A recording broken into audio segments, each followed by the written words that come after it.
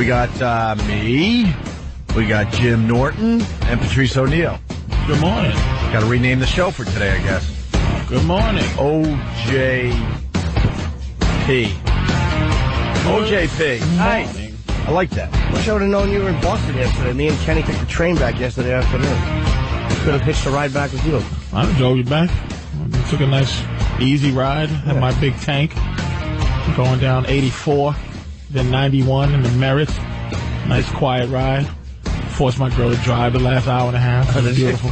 Oh, your girl was with you. That means no rest stops for Patrice O'Neill this time around. No rest stops. And it was a rest stop kind of day, too. I was tired, and I was trying to stay up, and she was, driving half in the other lane. Really? Oh, because she drives 10 and 2, but you really can't drive a tank 10 and 2. No, you gotta kind of rock that. Her dainty fingers, but she did a good job. We survived, but it was a good ride. I can't let anybody drive. I can't let her. I freak out. I can't sleep in it unless it's Kenny, who I trust. But even Kenny's eyesight stinks, so I can't trust anybody else driving. No, in a couple of times, I did knock out because I was just exhausted.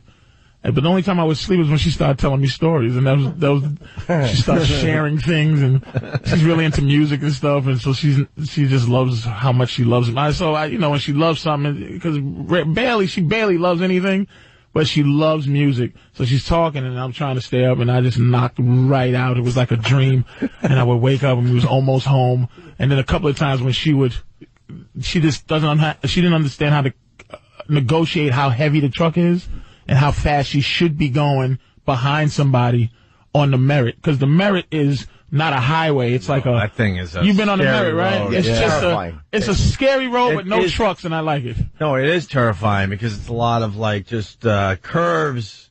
You do a left curve into a right curve, then a deer pops out. You did the Merritt, right? The Merritt's horrible. And then the gas stations and stuff.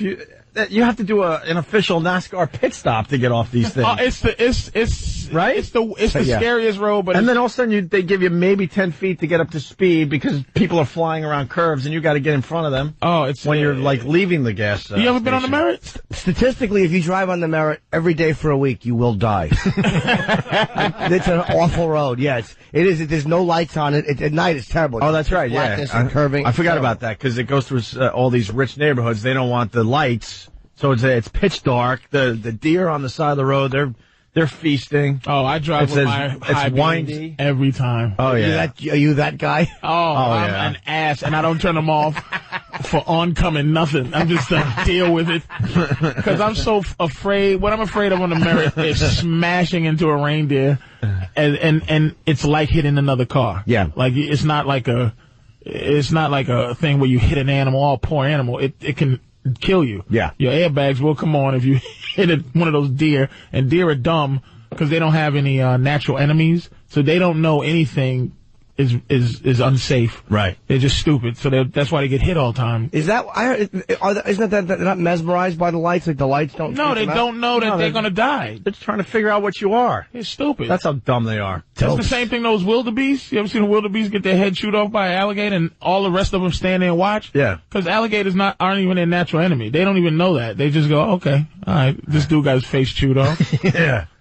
But as a creature that is alive somehow, how do you not, when like you're walking your whole life, you see nothing but other things with little bones on their head, and then you hear like with lights. How do you not go, let me get out of the way? How do you look at that? There's no natural nothing to it. But it should be a natural thing at this point. How many deers have bit it? What? They should talk to each other. I mean, those big things coming at you 70 miles an hour with those two lights on it? Stay away from them. There shouldn't be other crackheads once one saw what it did to the other one. You figure, how can it be brand new crackheads when, look at what happened to this dude? You gotta communicate. Yeah, at least the word got about crack. We know crack's bad. There are new crack, but at least some of us don't do it. Deer, they don't care. They just walk right out and look at the cars. You suck. Aim for them if you see them. Yeah. That was me driving back and talking to Stump Brain all night about things. And, half the show hung out in Boston over the weekend. Yeah. You did what? Comics Come Home? Comics Come Home. What, was the lineup good? I used to love going to that thing. I haven't gone in a few years now. They lowered the expectations. No, they lowered the number of comics. Ah, You know, but it was still it was Anthony Clark, Brewer, Lenny Clark, Al Madrigal, who's he's in Jay Moore's TV show, and Tom Shalhoub, and Mike DiStefano. Mm-hmm. Okay. And that's it. And you and Leary. Me and Leary, yeah. It's a good show. Yeah. absolutely. Leary's coming in tomorrow, I believe. Okay. But, I used to like when they, taped the show and threw it on TV. Yeah. After the first couple of years, then they decided enough with that. Yeah, and it's at that big, Aggenis Arena in BU. 6,000 people. Oh, wow. I liked really? it when it was at the Orpheum. I loved it then. Yeah, it was a nice... The Orpheum's a great place for comedy. Yeah, Regan was at the Orpheum Friday. Yeah. Oh, was he? Yeah, I had there was a lot of comics up there this week. I had no idea anybody else was up there until I got there. I'm surprised that it was... and the Comics Come Home had a lot of people. They had about 6,000 people there. And I heard you were sold out. Yeah. So it was good. Let's say hi to Bill in Boston. How are you, Bill? Hey, morning, boys. How you doing? Pretty good, Bill. Hey, Patrice. Hey, Jimmy, just want to say I caught your show Friday night in Boston. You killed, buddy. It was awesome again. By the time I've seen you every time, it gets better and better, my man. Oh, thanks, man. Thanks for coming. I was saying I got your book, met you afterwards. As always, you were a gentleman. Although you did call my girlfriend babe, but I decided to let it go. But I probably should. Oh, thank you, baby. But that's not. If I say thank you, baby, to a girl, she says something nice to me, I'm not hitting on her. It's like saying. No, hey, I love how the guy goes, I decided to let it go. You have no idea how close you were to a beating, Jimmy. But no, I'm sure I wasn't hitting on her. No, he walked, but we walked out and she was like, "Did you hear him call me babe?" And I was like, "Did you see the look I gave him?" I didn't even notice. But that's like calling you bro or dude or hey, man. No, I know. It was all good fun, Jimmy. I love you, man. Keep it up. Keep up the good work. All right, thank you, man. Thank you. Let's all right, buddy, let's say hi to Maureen on Long Island. Maureen. Yeah, hi guys. What's hi going on? Patrice. Hello. Love ya. Thank you. Jimmy, you ever go into Suffolk County, maybe F.H. Riley's, and do book signings since we all know where that place is? Sweet. Maureen, you rule. Free appetizer for you. Free appetizer. I have not. I'm Don't not you sure. think that's a great idea? I think it's do. a brilliant idea. Definitely. Sounds like a guy doing a girl's voice. But yes, Maureen, I do think I know. I'm sorry. It's obviously a source. Probably for taking you. hormones or something, Jimmy. Jesus. No, I'm not. Just early morning. Yeah. No, I've never done it at F.H. Riley's on New York Avenue, but I certainly would. I certainly would because the cheesecake is good. That's my sister's I hear cheesecake. that, yes. We're going to start a little business for her soon. All right, Maureen, thank you. Okay, have a great day, guys. You got it. Hey, Patrice, you were listening on the way in, the Brock Lesnar Couture fight. Oh, geez. Did you get to see it? I guess you were performing. No, too, but they so. got these great sites now that you could just see everything. Yep. It's amazing. And It's almost like, why would you? I hate to say it. Why would you? yeah. Why would you do the pay-per-view thing? Oh, it's fantastic. Especially with UFC, because not everyone is talking about it. So you could just you could avoid the results and then find it a little later on. I just think people are right now. People are just getting. It's very like I said. I used to love it when it was your thing versus my thing. Like I've been taking karate for 10 years. Right. You've been taking kung fu for 15, and it's like blood sport. Right. Like, okay, let's do what you do and versus what I do. And when the Gracies started tying everybody up in knots because they didn't know what to do, everybody started to turn it into what it is now, which is a whole art form by itself, which is MMA. Which I don't like the fact that everybody does the same thing. I like the fact that some karate dude you can't even tell what they know. It's like he knows jujitsu really. Yeah. They all know the same thing. Wrestlers and all that stuff. But Brock Lesnar, I'm telling you, I've been watching since he's been in it. The fight he lost, he was dominating that guy. I mean, he was dominating him. Frank Mir, right? Frank Mir, and he just knew what to do. Frank Mir, that's the thing about fighting these guys. If you're a regular dude, like we always used to joke, me and Keith used to joke about, okay, you think you can beat Mike Tyson if it was he punched your mama in the face anger. You know, if you was like, you hit my mama, and you go, come on. No, because he's skilled. Your attitude can't. So these dudes, if you're skilled, no matter how angry and how much heart you got, you're gonna lose. Right. Brock Lesnar just wasn't skilled enough to fight Frank Mir, but as a man, he was just, he was treating Frank Mir bad. Then the second fight that I saw him where he beat that guy, the Texas Madman or whatever, he's a legitimate guy. Keith Herron beat that guy, and he did something that scared me, that made me know he's a bad dude. He punched Keith Herron. Keith Herron rolled backwards like a ball, and Brock Lesnar was on top of him like a cat. Like, I've never seen anything like that. Like with that hammer fist thing where they get you on the ground, they just bash your head into the floor. Dude, it was scary. So when I heard that he was going to fight Randy Couture, and they come from the same, they're both all-American wrestlers. And, dude, I didn't think Randy could do it just because he's 44. I understand heart and soul, but he's 44 versus a 31-year-old machine. See, I thought Couture had a good shot just because even though he is a lot older, a guy like that who has seen so many other guys, it's like you said, they always know something. And sometimes I figure he's just such a veteran. What he knows is cheating. Like, what I know and what you know, he would know how to cheat. He would know how to gouge or something, but just skill against skill is nothing, because he's not a submission guy. Couture. He's a wrestler, and he grounds and pounds, and he might know how to choke you out, but he's not a submission dude. He's not a guy that can go, oh, okay, your wrist is showing, let me twist your hand off, let me take your, oh, he messed up, let me get his ear. Right. He's not one of those dudes, man.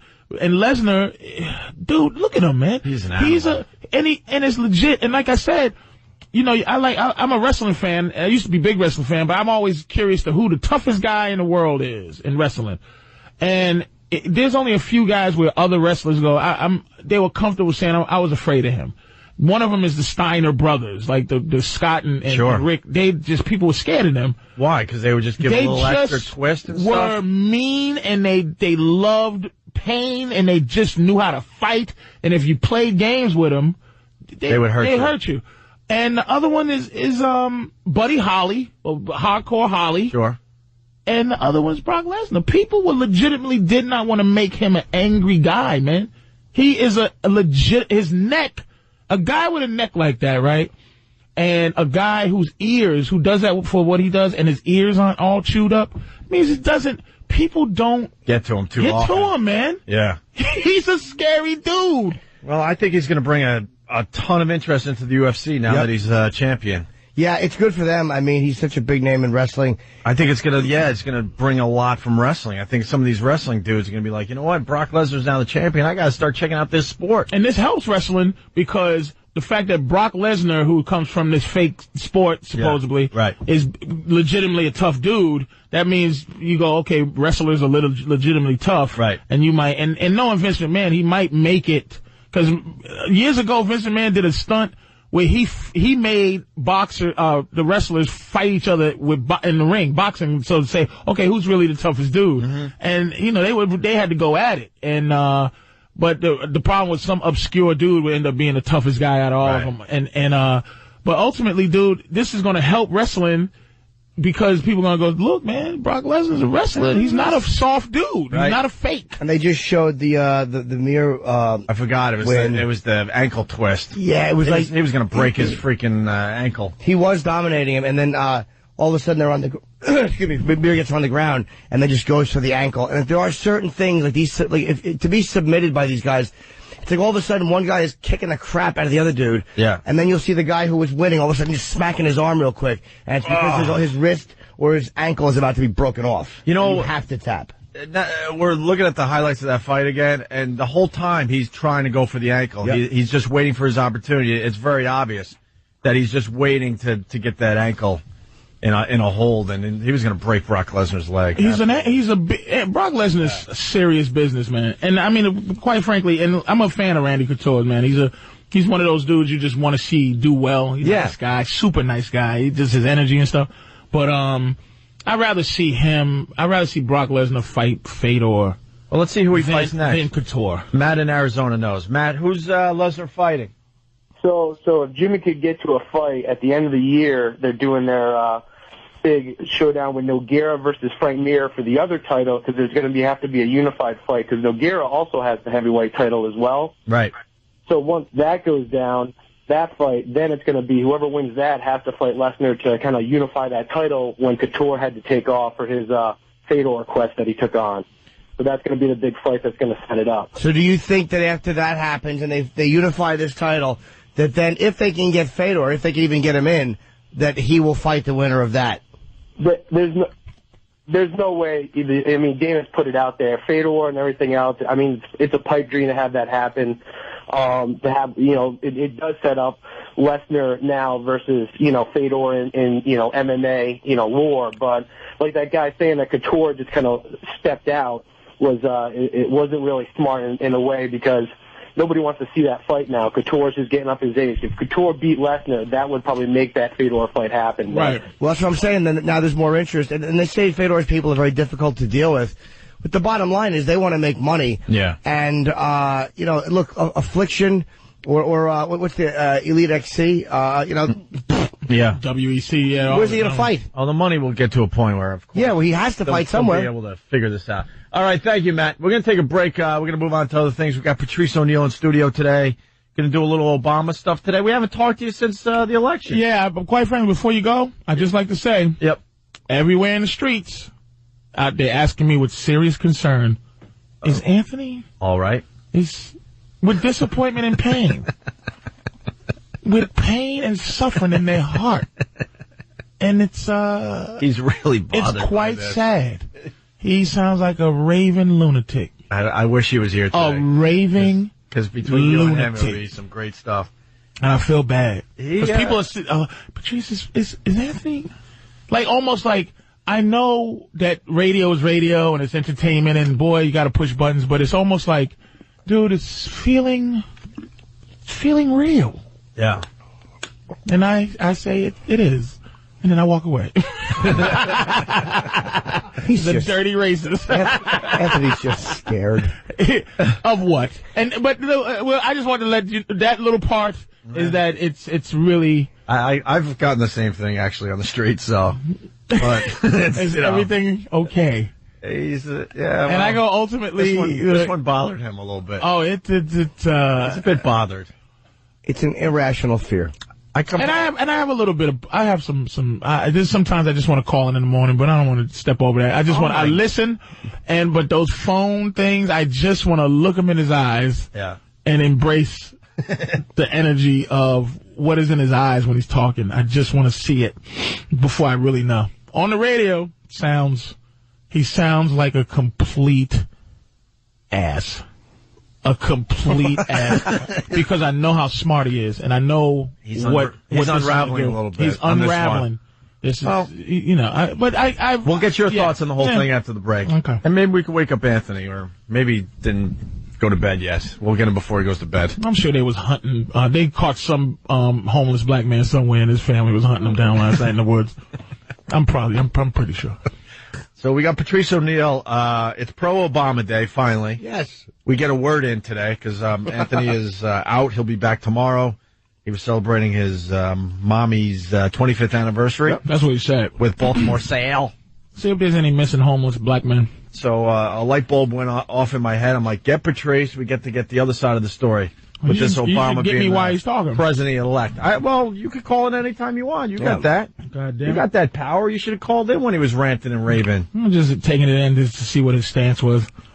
Beyond the anger, ultimately, it's nothing new to me. Something new to a lot of people, not to me. Not what he's saying, but just the attitude. I already know. White people are fake. I'm not Anthony. I'm happy Obama's going to be the next president. Jimmy's very happy. I'm happy. I wanted him to win. Well, believe me, I'd tell you if I didn't. Your mind is different, though. Anthony still, like I said, he still wants to attach himself. It's almost like that keeping it real thing. Anthony still wants to attach himself to the local schlub whose hands are busted up and the garbage men and he's not that guy anymore. He wants to be that, but he's a millionaire and he's thinking, there's no way he can think. See, if it was about money, he wouldn't be that emotional. Money doesn't make you scream and holler about taxes and stuff. There's too many ways for people with money to hide money and do goofy things. This is emotional.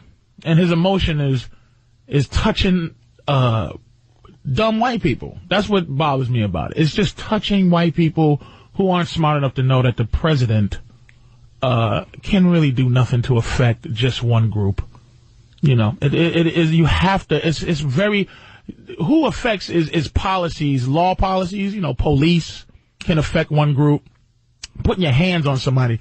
There's white cops. What are you going to do? Change the infrastructure of what racism is now? See, racism used to be, it used to be legislation-wise. You was able to be racist. See, here's the fear that Anthony has, and I heard it a couple of times with the uppity thing, is that here's some white people, I'm going to think as a white guy, and what would make me mad. You've never, as a white person, had to ever answer in this country to a black guy. On any way. It's almost like having a dog or a kid. Whatever your way of dealing with those people, your dog or dealing with that, is crate training better than rolling up a newspaper and hit him in the face. Some people roll a newspaper up, hit him in the face. Some people crate train their dog. Ultimately, at the end of the day, the dog doesn't get a choice. You're ultimately deciding whether that's the right way to do it or not. You know what I'm saying? Mm-hmm. So for this country, white people, when I say white, it's institutional white. It's not just, I don't look at any white dude particularly as my oppressor. It's this country.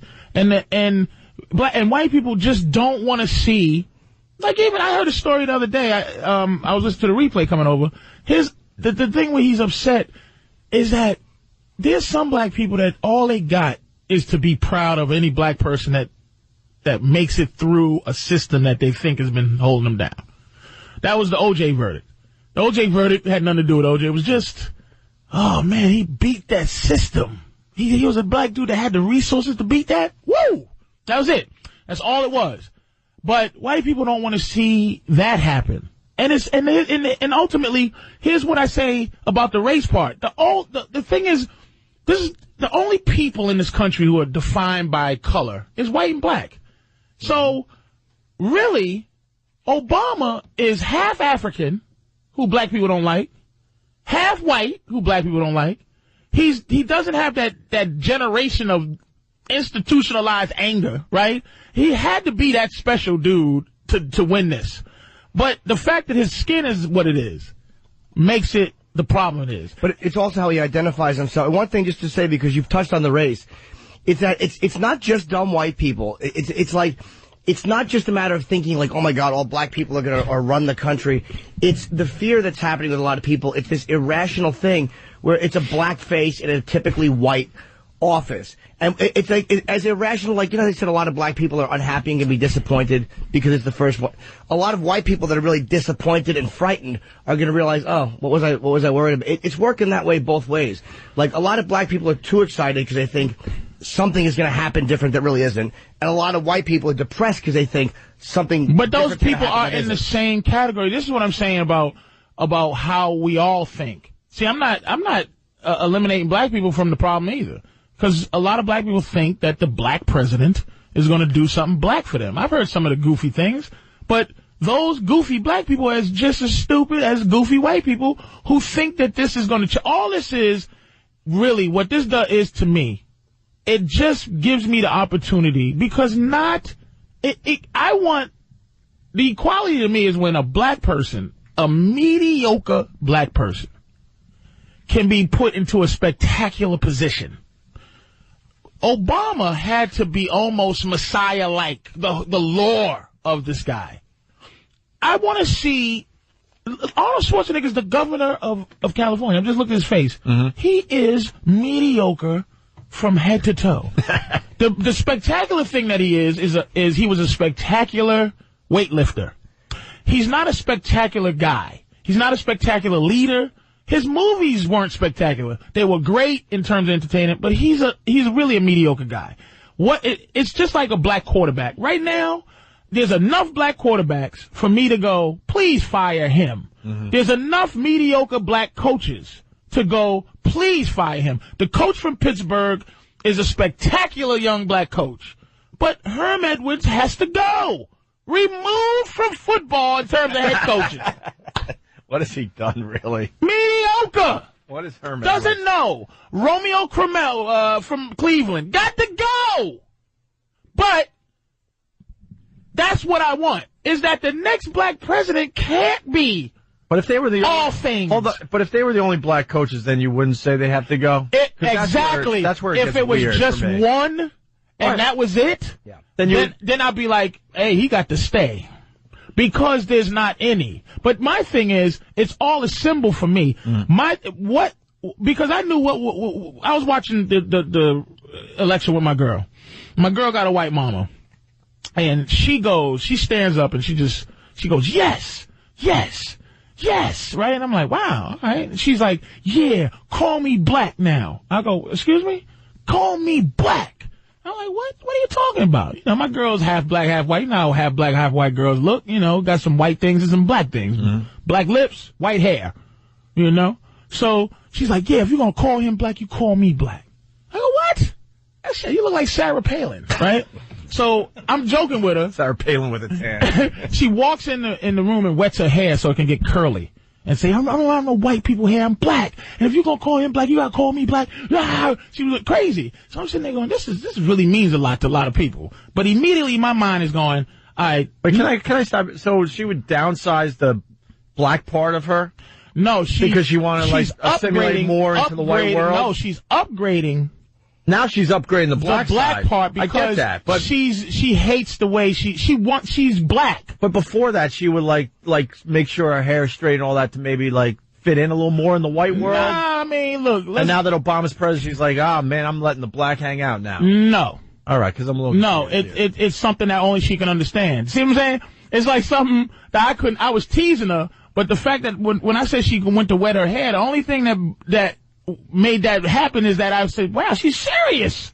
She's dead serious that she went to go wet her hair to say, no, I'm not a white woman. I'm not this. I'm not that. It was something that only someone mixed race could. I still don't know what it was that made her deeply feel that way. But when I'm watching that, because I was sitting there going, all right, what's this next? What do white people want out of this one? That's the first thing I'm thinking. I said, one thing I know, white people don't give it nothing for free racially. It ain't happening. But hold on, that's not completely the truth. I mean, maybe, again, there's certain institution, but this guy got a lot of white people voted for him. Here's what we said. Look, first of all, it was almost split down the middle. What'd you say, 130 million people voted? Sure. It was almost even. It was every black person, almost every Latino person, almost every Jew, almost every minority, plus some white people. Yeah. I don't know how many. More than John Kerry got. Who cares? That's a lot, though. That's a lot. And it's Democrat, Republican, and that was with compelling, people were compelled emotionally to vote. John Kerry versus Bush, people just voted for what they voted for.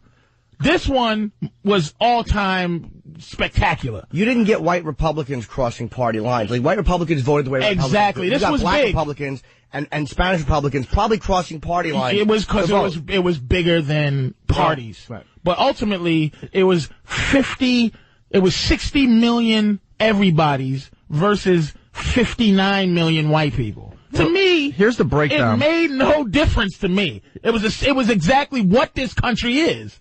It just so happened to be more of the other side voted for Obama. That's what it was to me at the time. Yeah. At the time. But then I had to realize, what is it going to take for me to think differently? And I realized this.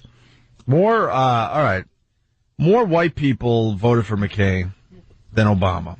Really? Yeah. How about all? No. According to this, Obama got 43% of the white vote, right? Yeah. This is how I'm reading this. Mm-hmm. McCain got 55% of the white vote. Okay. And then who was left? Then blacks, 95% of blacks voting went with Obama. All right. And about 4% for McCain. Okay. Latino, 67% went Obama. Okay. 31% went McCain. Okay. Asian, 2% Obama. Mm-hmm. 35% McCain. And then the other was 31-31. And by the way, what was the other? They're just saying other. Yeah, that's dude. Breaking down. Everybody else. It was white. White people voted for McCain, and everybody else, and some white. Which is what I'm saying is the historical nature of this country, which is there'll be a few white people who do that side. Let's say that if all black people, all the minorities left this country, it would, and the 10 million or whatever so white people that voted for Obama stayed here, it would be like how they treat the people in Iraq, the Sunnis, like they would be ostracized. Cause it's going against the country. But no, it's not as much as white people. You have to because you're like, how can I look at things differently?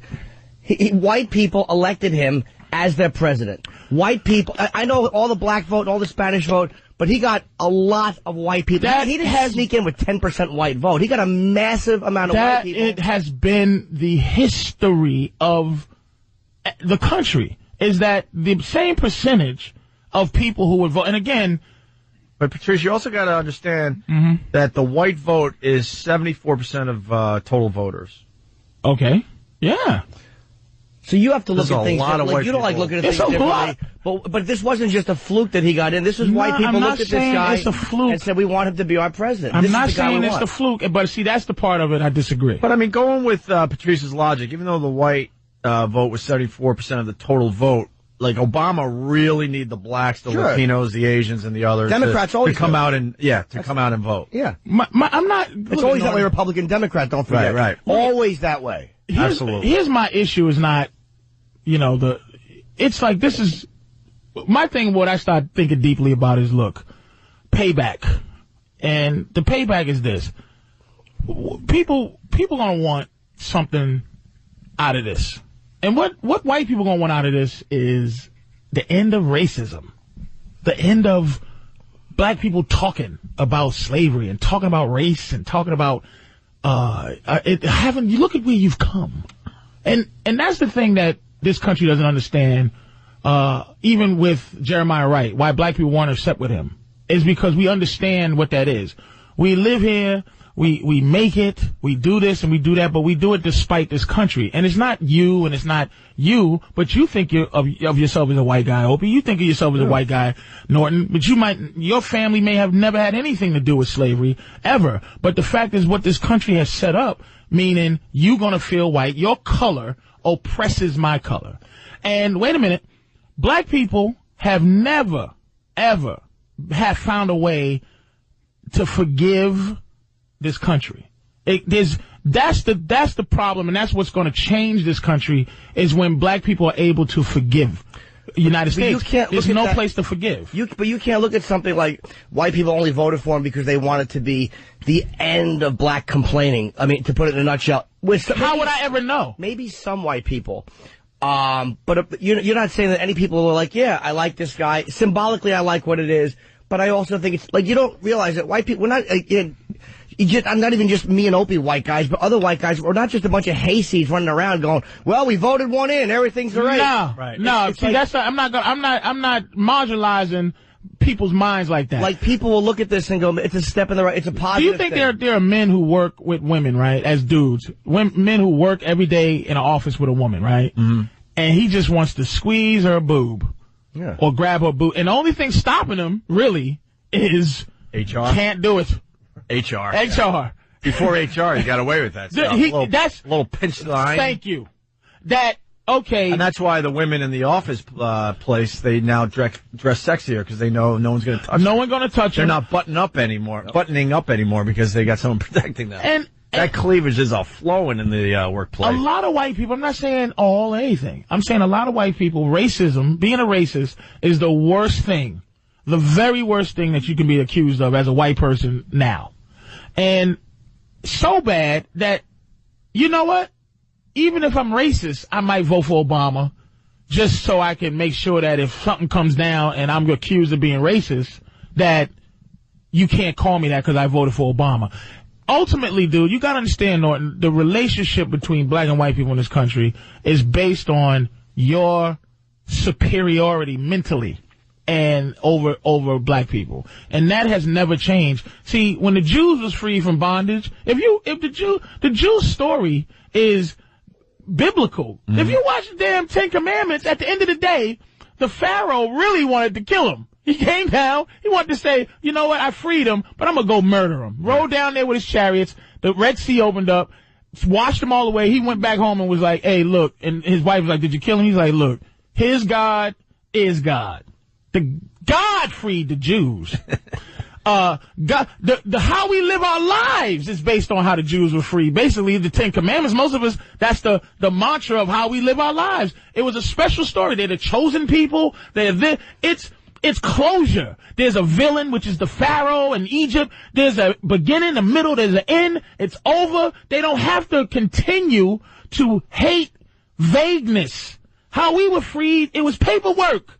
If you read the Emancipation Proclamation, which is the document that freed the slaves, it's nothing but making black people go to war. And in the third paragraph, it's like, hey, go report to something. Yeah, but in that war. I get it. We've talked about it many, many times. So how do we solve this? Because I'll tell you this There's much. no way for white people to solve it. That's what an arrogant statement right there. No, but I'll tell you something, because like the average white person doesn't think of the slavery thing like you guys do. Of course you don't. And I know, and as a white person, I can tell you, I just worry about my own struggles. I could give a crap but here's about why it's easy your for you struggles to or do anybody that. else, because I had it tough growing up. My struggles were against the system. It wasn't a color.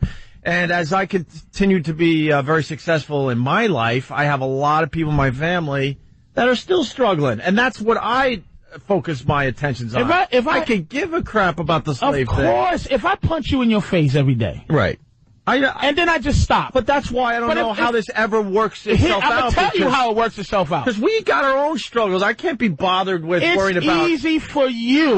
making that slave thing completely go away. It's easy for your skin color to move on. But it's not easy. I got brothers that are still struggling because of the system, not because of slavery or anything. You're talking about personal experience. Well, that's what we all look at. But this is bigger than personal experience. Well, you're not going to get Whitey's help on that. Exactly. How do we figure this out? This is why, you're not. This is what I'm saying. White people's idea that they're going to figure this out is the ultimate arrogance of it, is that I'm doing my part to help. The only way... No, we don't even think that way. The only way that black people are going to really move on is to find closure for ourselves. Right. Because we're not going to get it from white people. So again, how do we get to that point? How do you get to that point? I don't know how. See, my thing is, again, personal experience. You're my friend, you're my friend. It's like, but I dislike white people. But I don't see you as a white dude. You're Norton.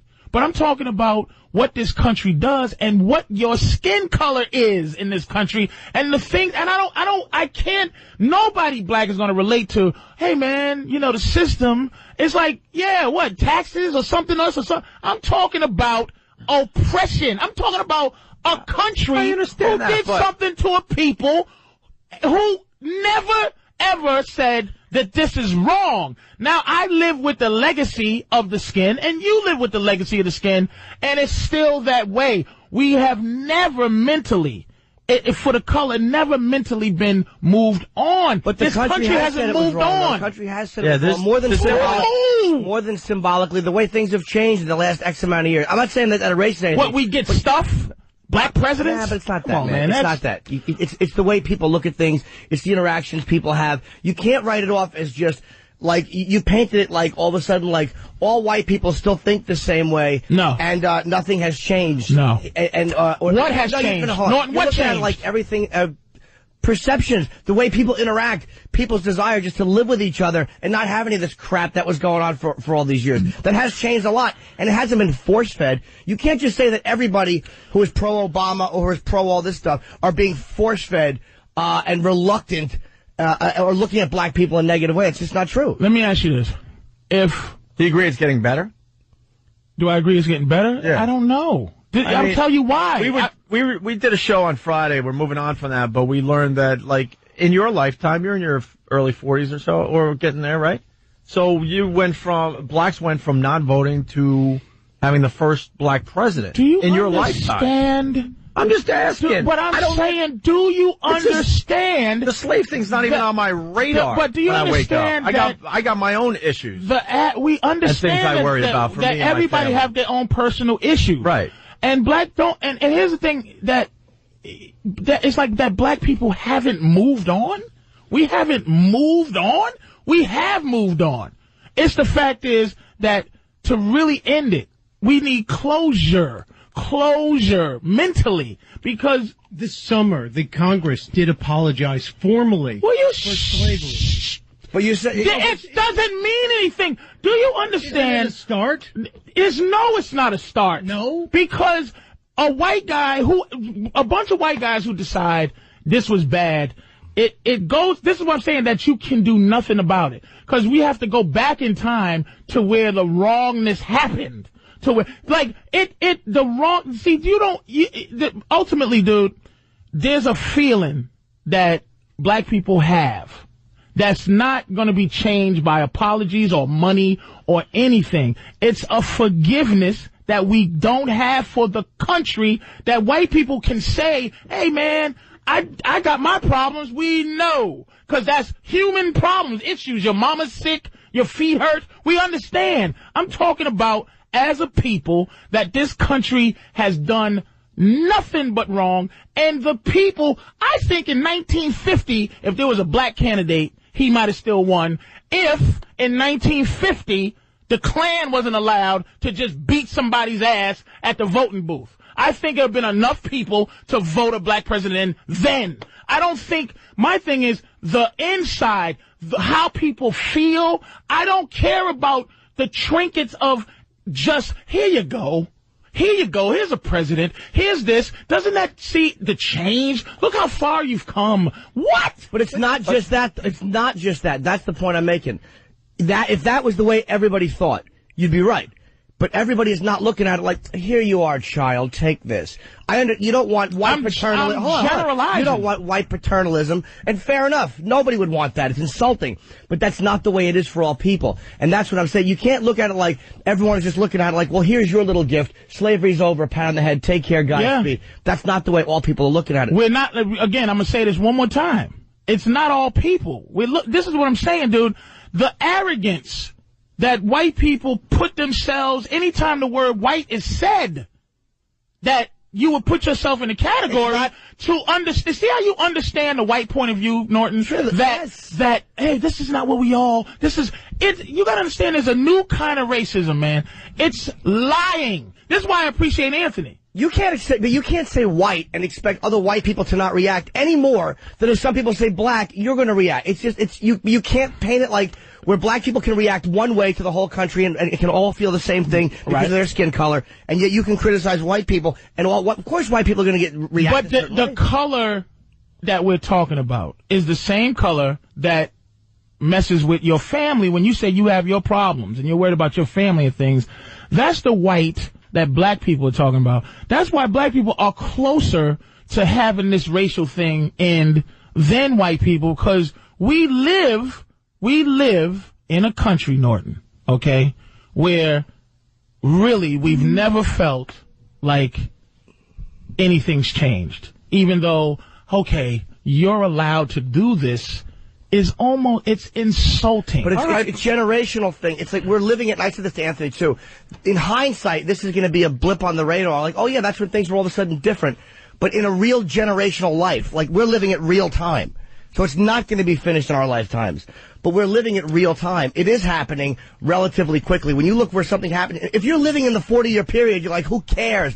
Now I'm allowed to do this. Where's the internal change of all this? The internal, I'm not sure what you mean. The difference in your life, the difference that makes you go, damn, this was foul, and move on. See, it's easy to move on when you're white.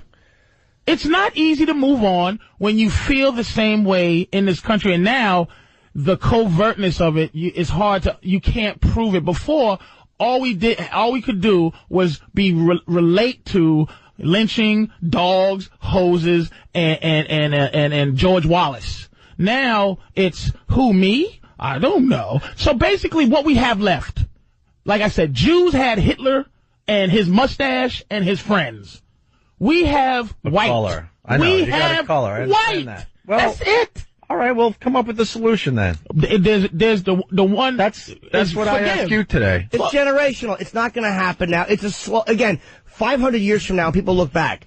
They'll go, oh yeah, in 2000, they'll probably just call 2000. All of a sudden, when 2000, they got a black president, and all, things will be different because you'll have a 50 or 100-year span to look at it. In real time, when you're living something, it seems like it's slow and nothing is happening. What is it? Longer than 2000? That's a pretty good point Jimmy's making, by the way. Longer than 2,000 years was Moses, because Jesus was 2,000 years ago. Yeah. Before that was the Moses, was the Old Testament.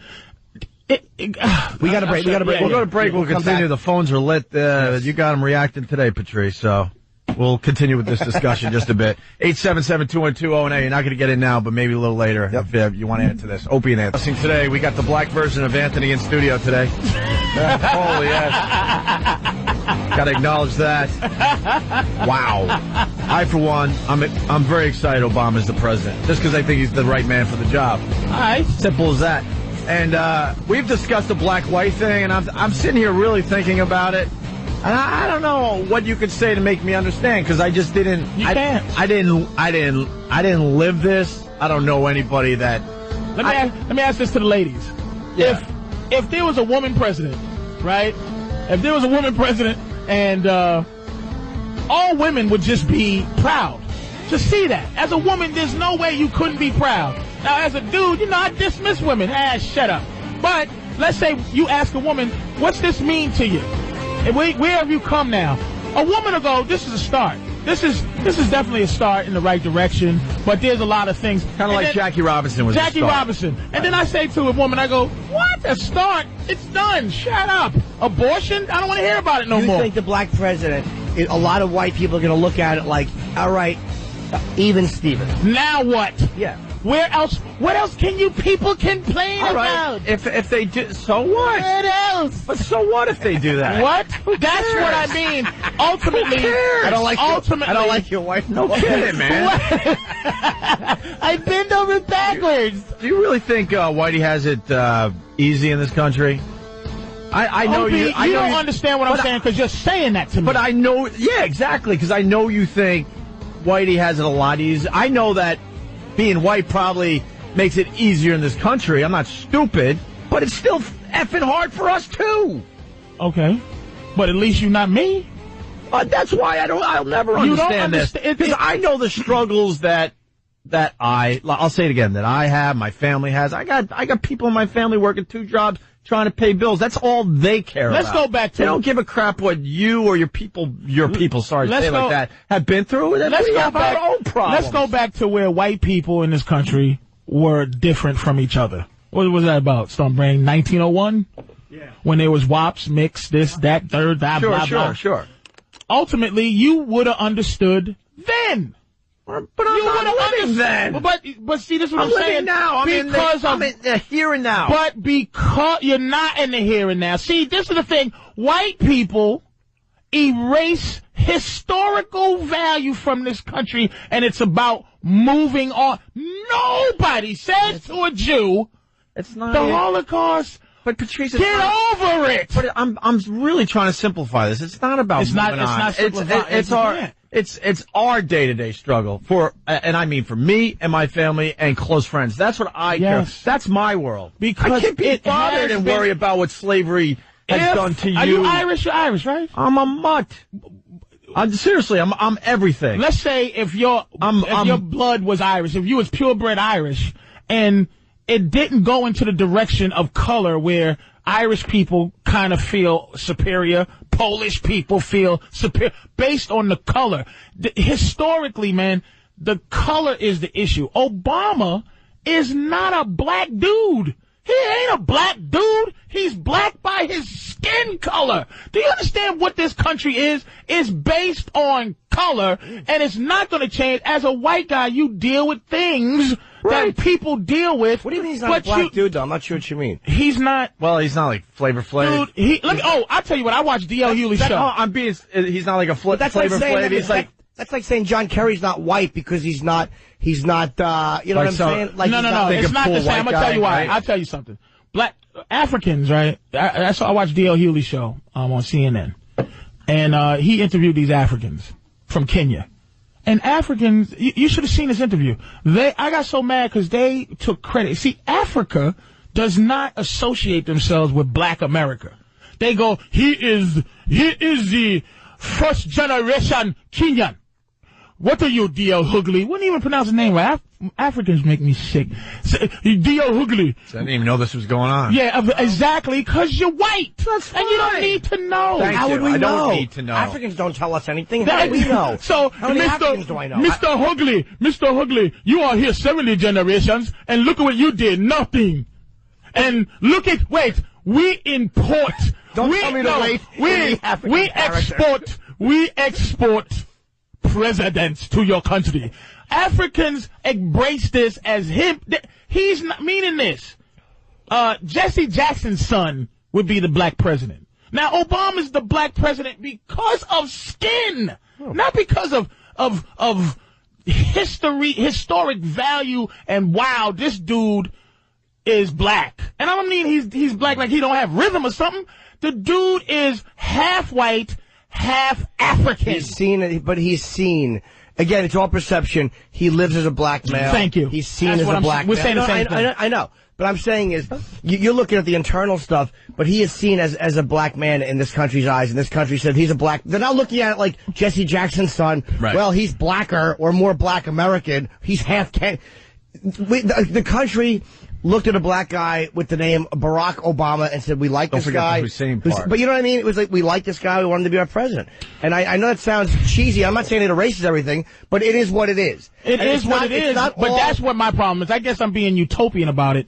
Is what it is to me is very scary. Because ultimately, the only thing that can keep slavery from happening again, I was talking to my mother like, hey, Mom, what if the country just decided to go, hey, look, we don't have enough money.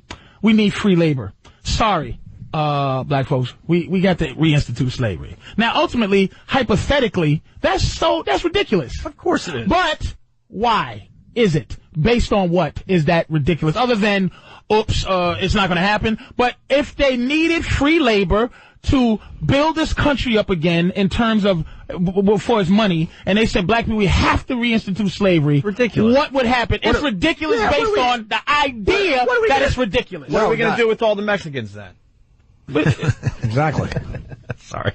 That's what Sorry, I mean. Mexicans. We have to joke that. I'll tell you why it's ridiculous. We have to. No, I'll tell you why it's ridiculous. Because the world's a different place. Information is passed. Is that why it's ridiculous? Because the world, think the world's different? Slavery, let's be honest, when it happened, was happening all over the world. It was accepted all over the world. It does happen maybe in Sudan, in certain places. It's not an acceptable practice in the world now. Now, the word you said is acceptable, Jim. See, Yes. This is what I mean. This is my thing. Well, everything is whether it's acceptable or unacceptable. It's acceptable behavior. You could beat your kids. When I was growing up, your parents could beat the dog doo-doo out of their kids. That was acceptable. Why did they stop? Some parents still want to beat the dog doo-doo, throw their kids through a window.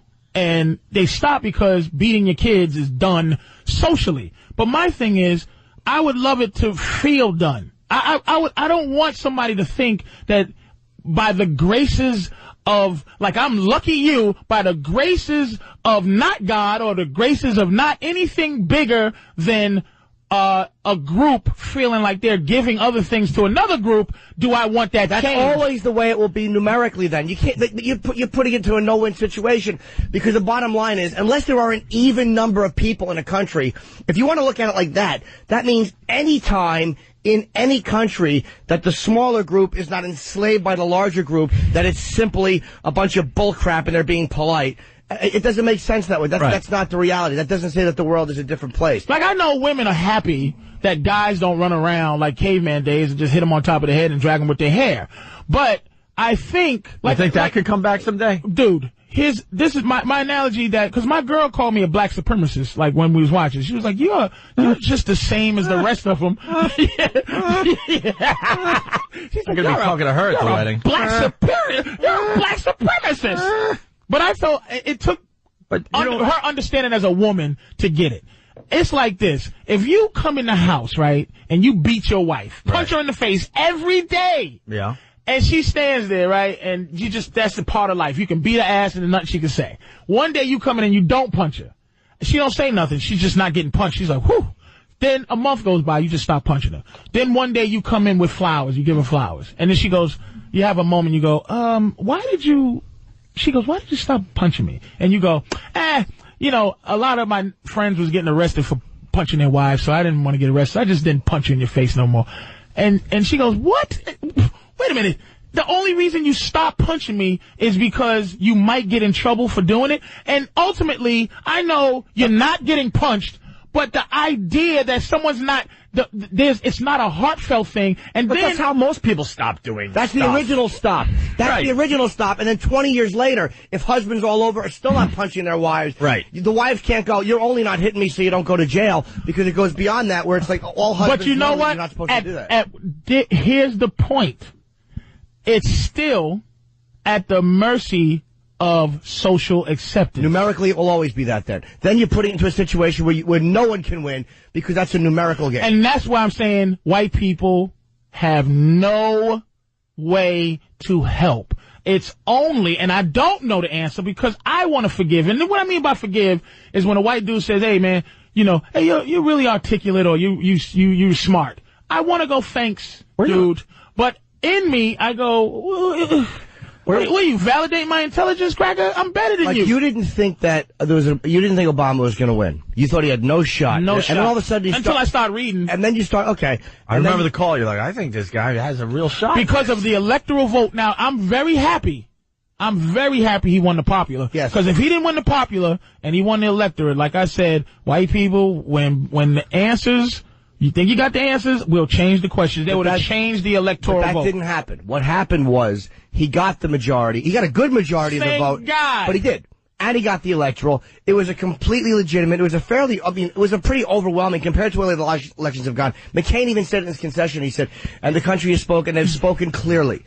I mean, it was a beating. That is what, see, how I felt at McCain, watching McCain's acceptance speech. He was great. I mean, concession speech. McCain was great with that. How I felt was what it'll take for me to forget, is like to see somebody that, a white guy, old white man, just something about him just felt like he wanted to go, I'm sorry. It looked like he wanted to go, look, man, I knew he was better going in.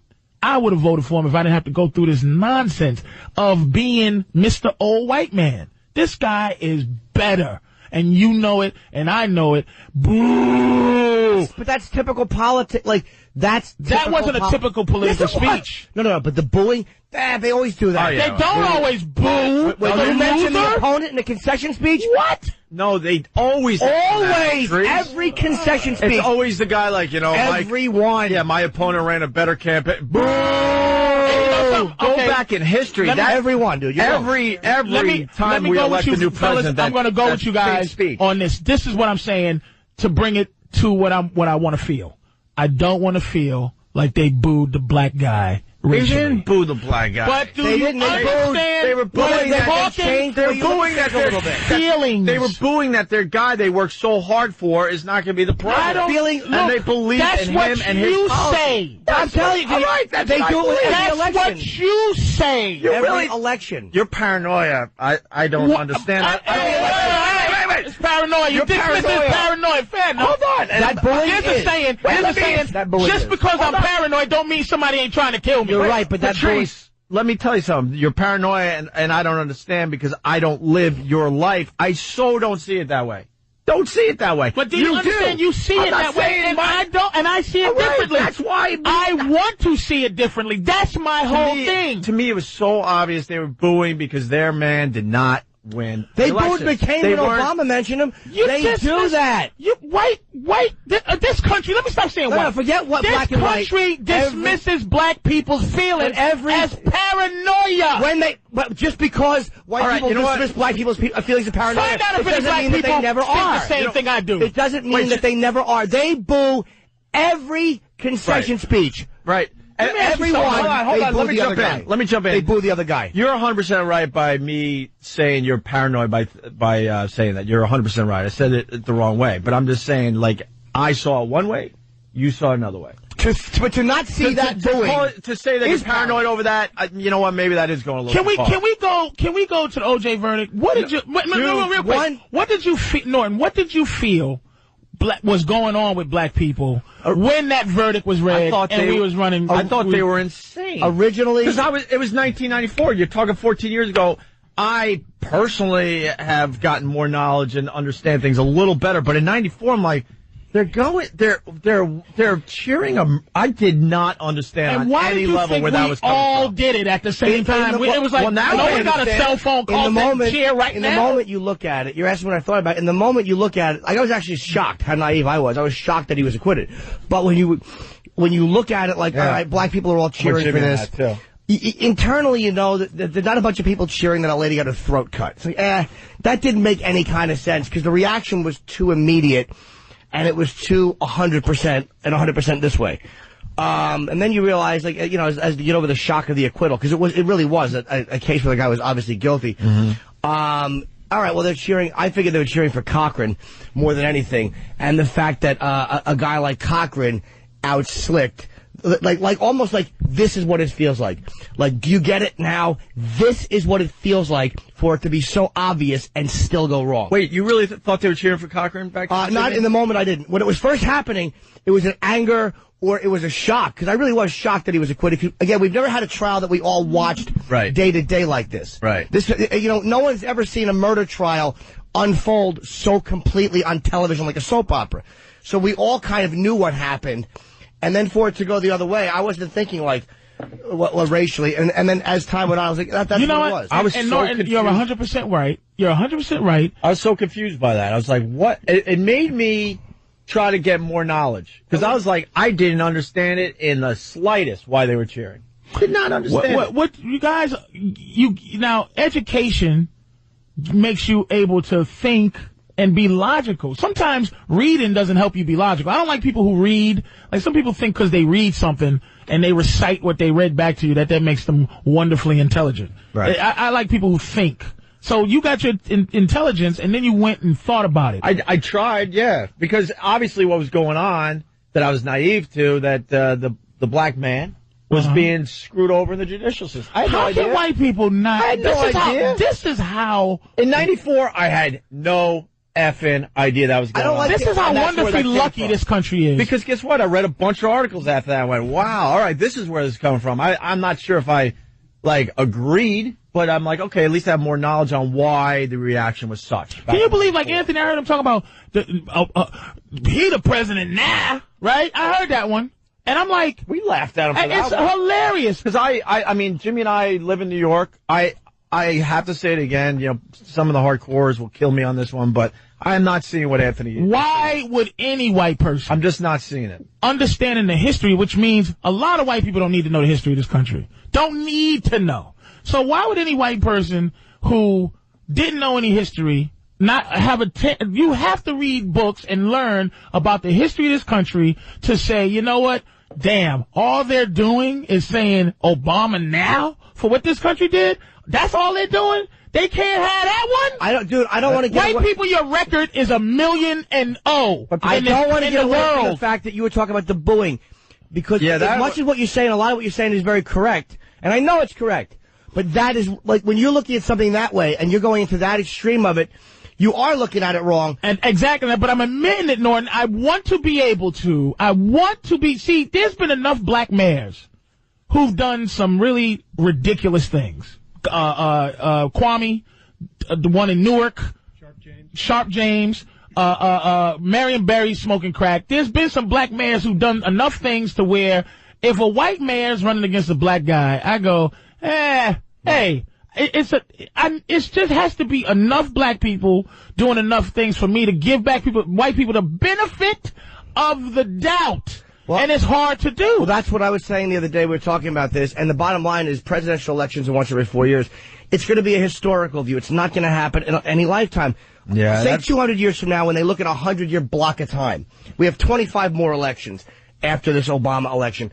Let's just say of the 25 elected presidents, 6 are black, 19 are white. Well, let's be. Or 5 and 20, however you want to look at it. What, 5 out of 20 will be black presidents? Let's say over the next 100 years. No. Here's what 100 years is going to be. One of these things is not like the other. In 100 years, you're wrong. There's going to be of course there will be. A Jewish president? In 100 years, the way the global economy is all becoming one. This world hating Jews. They hate Jews for 10,000 years. I understand that, but look at the high level guys like Bloomberg and guys like Lieberman. I'm telling you, it's going to happen. And once it happens once, like you said, it's not as big a deal anymore. In 100 years, will they look back and say that there were 4 or 5 black presidents in a 100-year period from this point? No. Absolutely. Absolutely. You think there'll be 5 presidents in 5 black presidents in 100 years? Out of 25 elections? Are you out your mind, Norton? Why not? Why not? Patrice? It's not going to happen. Why not? If Obama is a good president, and it just becomes, would you have thought that way? There was going to be X amount of black mayors, or X amount of, like you said, the first one, X amount of black players, or X amount of black anything. Once it happens once, like you said, the first one's symbolic. Yeah, then it just becomes something that is a part of the country. All right, fair enough. I wish I could be a vampire to know. I really wish. But that's not even being that positive. Saying 5 elections, or you want to go 4 out of the next 100 years.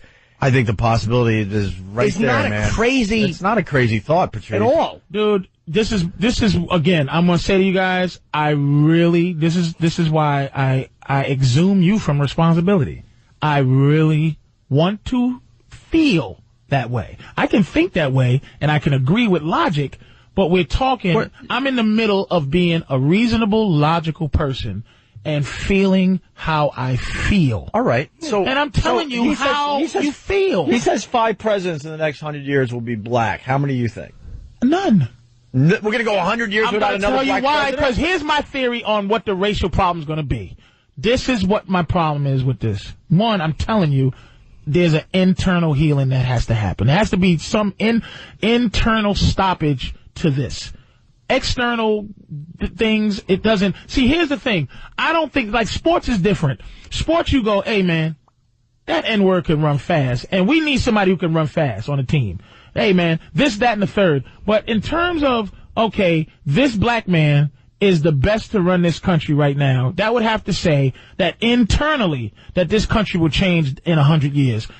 I don't think it to be so. You also didn't think Obama was going to win. No, not until the day before. And now that he has won, you're still finding reasons as to why it's like. Do you understand? I have to stop you every time there's an arrogant white statement, and I'm not. Let me finish this. Without maliciousness, that is an arrogant statement that I'm still finding reasons you are dismissing. No, I'm not. You're jumping on the first part of the sentence I used, meaning you're still finding reasons as to why it's all negative. But you really do that, Patrice. You've rigged the game in your own mind, Patrice. You've rigged the game in your own mind. Well, first, the guy's not going to win. He can't win. Right. And then he wins, and you have no change of thought whatsoever. It's almost like, okay, but at least that's not an arrogant statement. You know what made me think he had a chance to win? Is the last-ditch effort. Barack Hussein Obama running for president. Right. Black dude. Father left his home. Right. Smoked, did coke, the whole thing. The last-ditch effort the day before, what made me believe is that white people or the Republicans thought he was going to win because his last-ditch effort was his poor black auntie in Boston. I said, this dude is going to win. The Republicans, because they got. They knew he was going to win. That I think the Republicans all along were worried he was going to win. I think that's why they put a 72-year-old guy instead of one of the young future of the Republican parties against him. I think they knew he was virtually. They didn't want to lower someone's stock.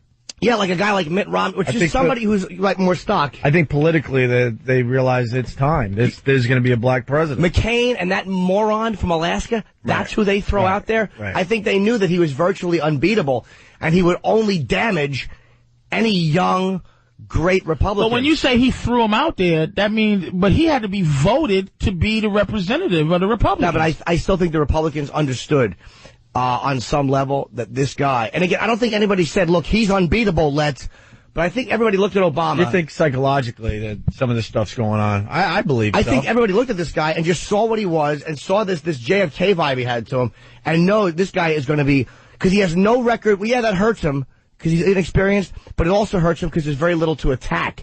Like, if you're going to run one of your young, really hot Republicans, give him 4 years, and then at least you have a record you can go after. There's no record. All you're going after now is Obama as this iconic figure, which he was before and I think they intuitively understood that. I really do. He seemed like an unbeatable guy. Look, these phones they're just chomping. And we got to get a break. We just can't get to them, we'll try after the break. You all right? What? You all right? What'd you call me? I said you all right? Oh, I thought he called me oh, my bad. No, it's just it's only what everybody's thinking. I'm messing with you. I'm still a comedian. I would never do it to your face. What's wrong with you? What do you think? I'm stupid? I might be naive about black culture, but I know when to say it and when not to. I was ready to call him Patrice the mind reader. Opie and Anthony. For the record, I invited Patrice to my wedding, so. I should be arriving about 3:30. I'm going to give you your own table, though. I might give you a table with my Uncle Tom. Oh, Jesus. I really do have an Uncle Tom, so. I'm getting a new tent just to drive into Philly that day. Nice. The other thing is, Opie and Anthony, by the way, Jim Norton. Discussion. Yeah. And so people don't understand how many black people and white people get along, like in Las Vegas. Like there's a comedy festival, right? I happen to be doing a show. Jimmy, not now! Well, it's important. It's about race. Next Friday at 7 o'clock, I'm doing the comedy festival, Caesar's Palace. It's not about that or my AC dates in January. You want to go see me in Atlantic City? Go ahead! But it's about racial healing. And that's what I'm trying to talk about. Not me. Oh, my God. The phones are lit. So, I think Patrice is hoping for something that just obviously isn't going to happen in your lifetime. Not from white people. Because we were talking about it during the break, but... nothing you can do. Just stay what you are, white We've come a long way. Remember I told you about Geraldo? And what they would have? That's what I wanted to say and I forgot. Yeah. It's like we all realize that there's race and racial problems and racial issues in this country. But the only people who ever say and admit that they have racial feelings is black people. I can't find an intelligent white person who admits to being racist. I agree. So when I watch Geraldo, it would always be, remember back in the day Geraldo had his show? It would always be a frothing at the mouth cracker versus Dr. Leroy Smith, the head of psychology at Negro University, discussing race with a guy that goes, you know what? You know why we're better than you? Because you get sickle cell anemia. And we don't. Not just a smart white guy who is like, a regular person who will go, black people. I agree with you. Yet you annoy me sometimes. I just admit there's no gray area white person where it's like, it's either you're a crazy lunatic or I don't see color. I couldn't agree more. Yes. I couldn't agree more. It sickens me. Liars. That's what the problem is. Black people got over it quite well. We're getting over it despite everything. We're doing quite fine. Let me ask you something, Patrice. You got two Obama supporters in studio today. All right. Why do you think we support Obama? I don't know. Tell me. No, but he's asking your opinion. Why do I think you support Obama? Because you're rational and you're in education. Because I feel guilty. No, I don't think you feel guilty. You know why? Again, we're talking, it's just like the money we might make in this business when you explain it to somebody who works hard. And if you complain and go, oh man, I made this much last week, and you complain, the average square is going to go, I'll kill you if you complain about that kind of money. But it's the same thing with what we do. We're honest for a living, Opie. We attach ourselves mentally to our feelings. A lot of people don't have the ability to attach rationale and reason to their feelings. And that's what makes them what they are. I'm trying to be logical along with how I feel. That's how I'm able to function. If I was only emotional, there'd be problems. Real problems. Worse problems than I have now. So why I think you and Norton did is because you try to live as honest as you can. And so for you to lie about how you might feel about Obama means you'll lie about anything, and your whole stilo is not to lie. But look at what you do for a living every day for 5 hours. You're trying to be honest about things. So you're not setting yourself up to be a hypocrite, and you're not political. That's why I think you two voted for him. And I'm not saying that every other white person voted for him for something different, but I'm saying when you're not... I didn't vote, by the way, just for the record. You didn't? No, I didn't. No. But you led it with, why do you think we voted for him? He means supported him. Supported him? Yeah. If you voted for him, I think you might support him because of that, because you're rational and despite whatever you might have felt, you could make a decision based on being reasonable. And I don't think everybody has the ability to be reasonable. I think more do than you think, though. You're right. Not everybody doesn't, but I think more do than you think. But I do agree with that frothing at the mouth racist. And even as a white guy, it is hard to pull out of other white people any racial feelings at all. And I know racial's the good word. See, every time you hear race with white people, they think it's racist. Racial. But racial exists. Having racial fears it exists with everybody. But yeah, but a lot of white people who don't admits admit it? Not many people. You're right. White people don't admit it. No. And I see it on stage by their, and it makes me nuts. Whenever you mention racial fear or racial discomfort, because everybody has moments of it, they interpret it as, I'm a racist if I admit that. And what you just said is what I'm talking about with this election, is a bunch of people who can go, you don't, I'm voting. We got to come up with a different word, because racial's too close to racist, and that's my probably. Yeah. Dude, I'm. But you voted for Obama because he's black. You pretty much admitted that on the show. I didn't vote either, but yeah.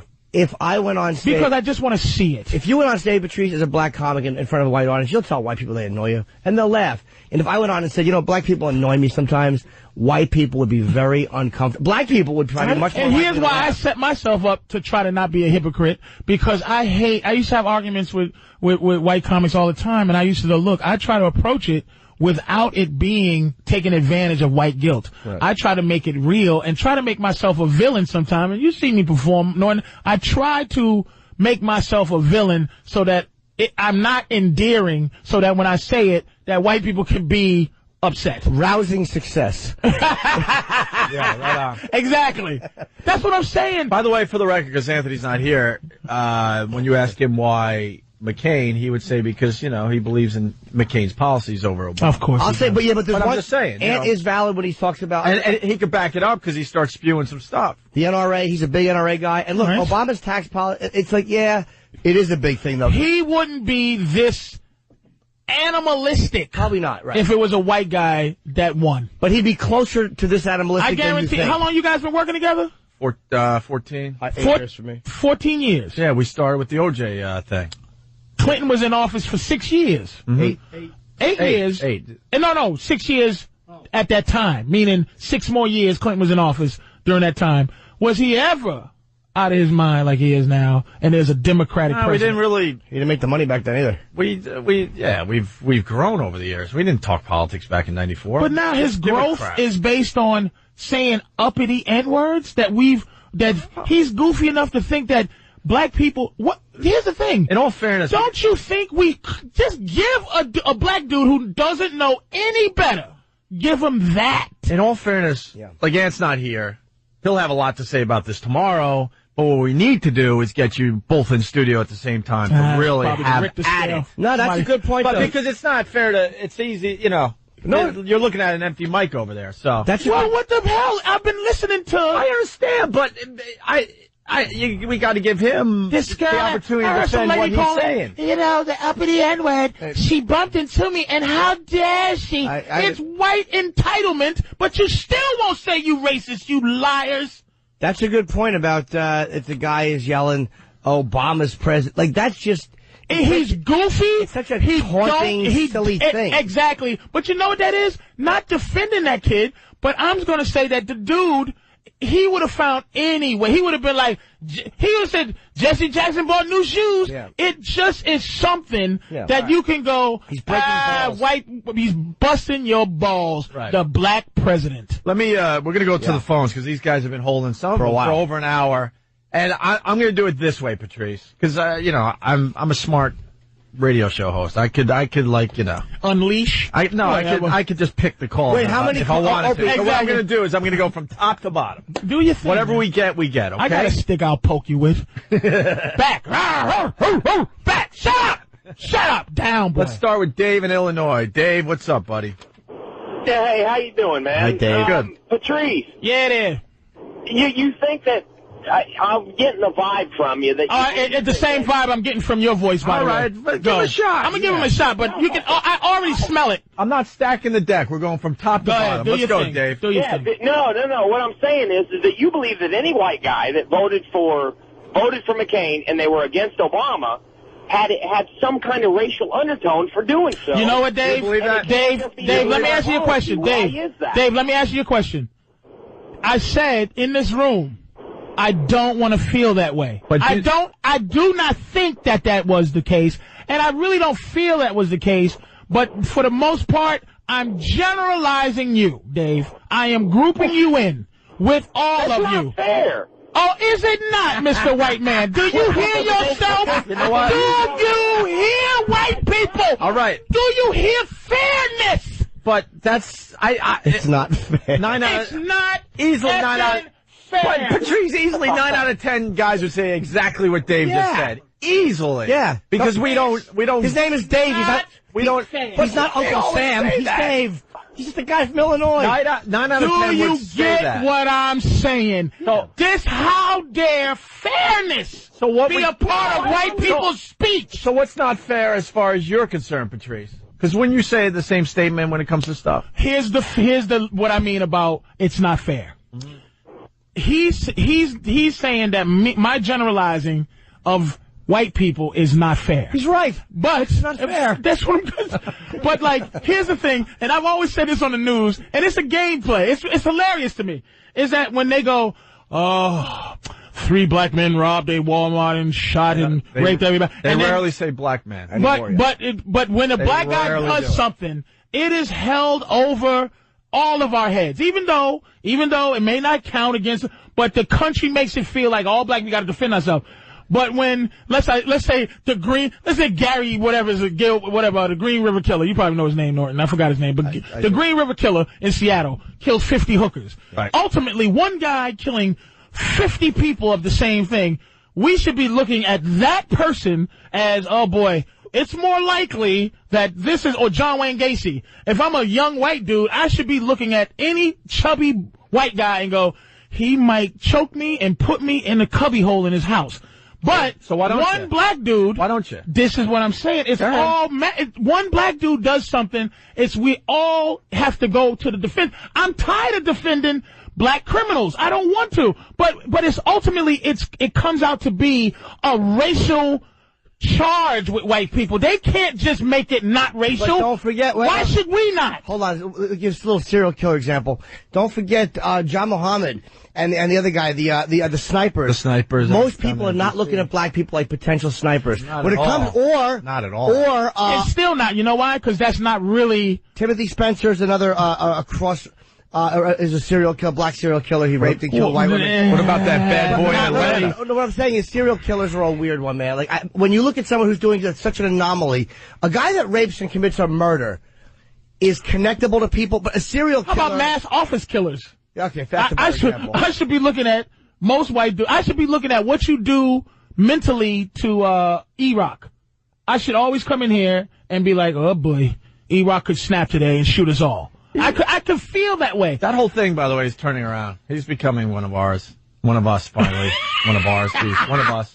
I'm saying the anger, when he said it's not fair, this is what I mean, the detachment, the arrogance of white people for him to say to me, because I grouped you in and generalized you, it ain't fair. But I don't Are think you that's, out your skull? I think you're misinterpreting that as arrogance, man. I don't think he's being arrogant. I think he really is looking at it like, not malicious. That's what, when I cut you off before when you said something and you said, let me finish, I didn't get to the, it's because there's a maliciousness that I don't, one thing I'm going to say, not all white people are maliciously racial. But that might not, but just because. It's a condition. But you can't just say that because he's not being malicious, he's still arrogant. He might not be arrogant. He might not be malicious or arrogant. Yeah, I agree. You're not separating, you're not breaking it down enough. You're saying that whenever a white guy feels something isn't fair according to race, right, or says, hey, that's not kind of cool, he's being arrogant. I wish I could look at white guys' plight and go, the plight of the white man. Not even a plight, though, but just a guy going, hey, man, that's not fair that you think that way. Look at racially, the tipping of the scales racially is not based on black people's relationship with white people. It's based on white people's relationship with white people. It's a civil war between N-word lovers and racists. Like, it's the right and the left, and white people are always discussing how we feel. That's what I'm saying. In this country, we're like dogs to this country. We don't have our own feelings. We don't know how to feel. We don't know how to rationalize. We're just crazy. Calm down, paranoid, crazy black man. Let us figure out your problems. That's what I'm saying. It's not malicious. It's just what white people are. Arrogant. They don't want to hear it no more. That's all it is. I'm telling you, being from where I'm from, what I know is covert, non-aggressive racism. The racism you cannot prove.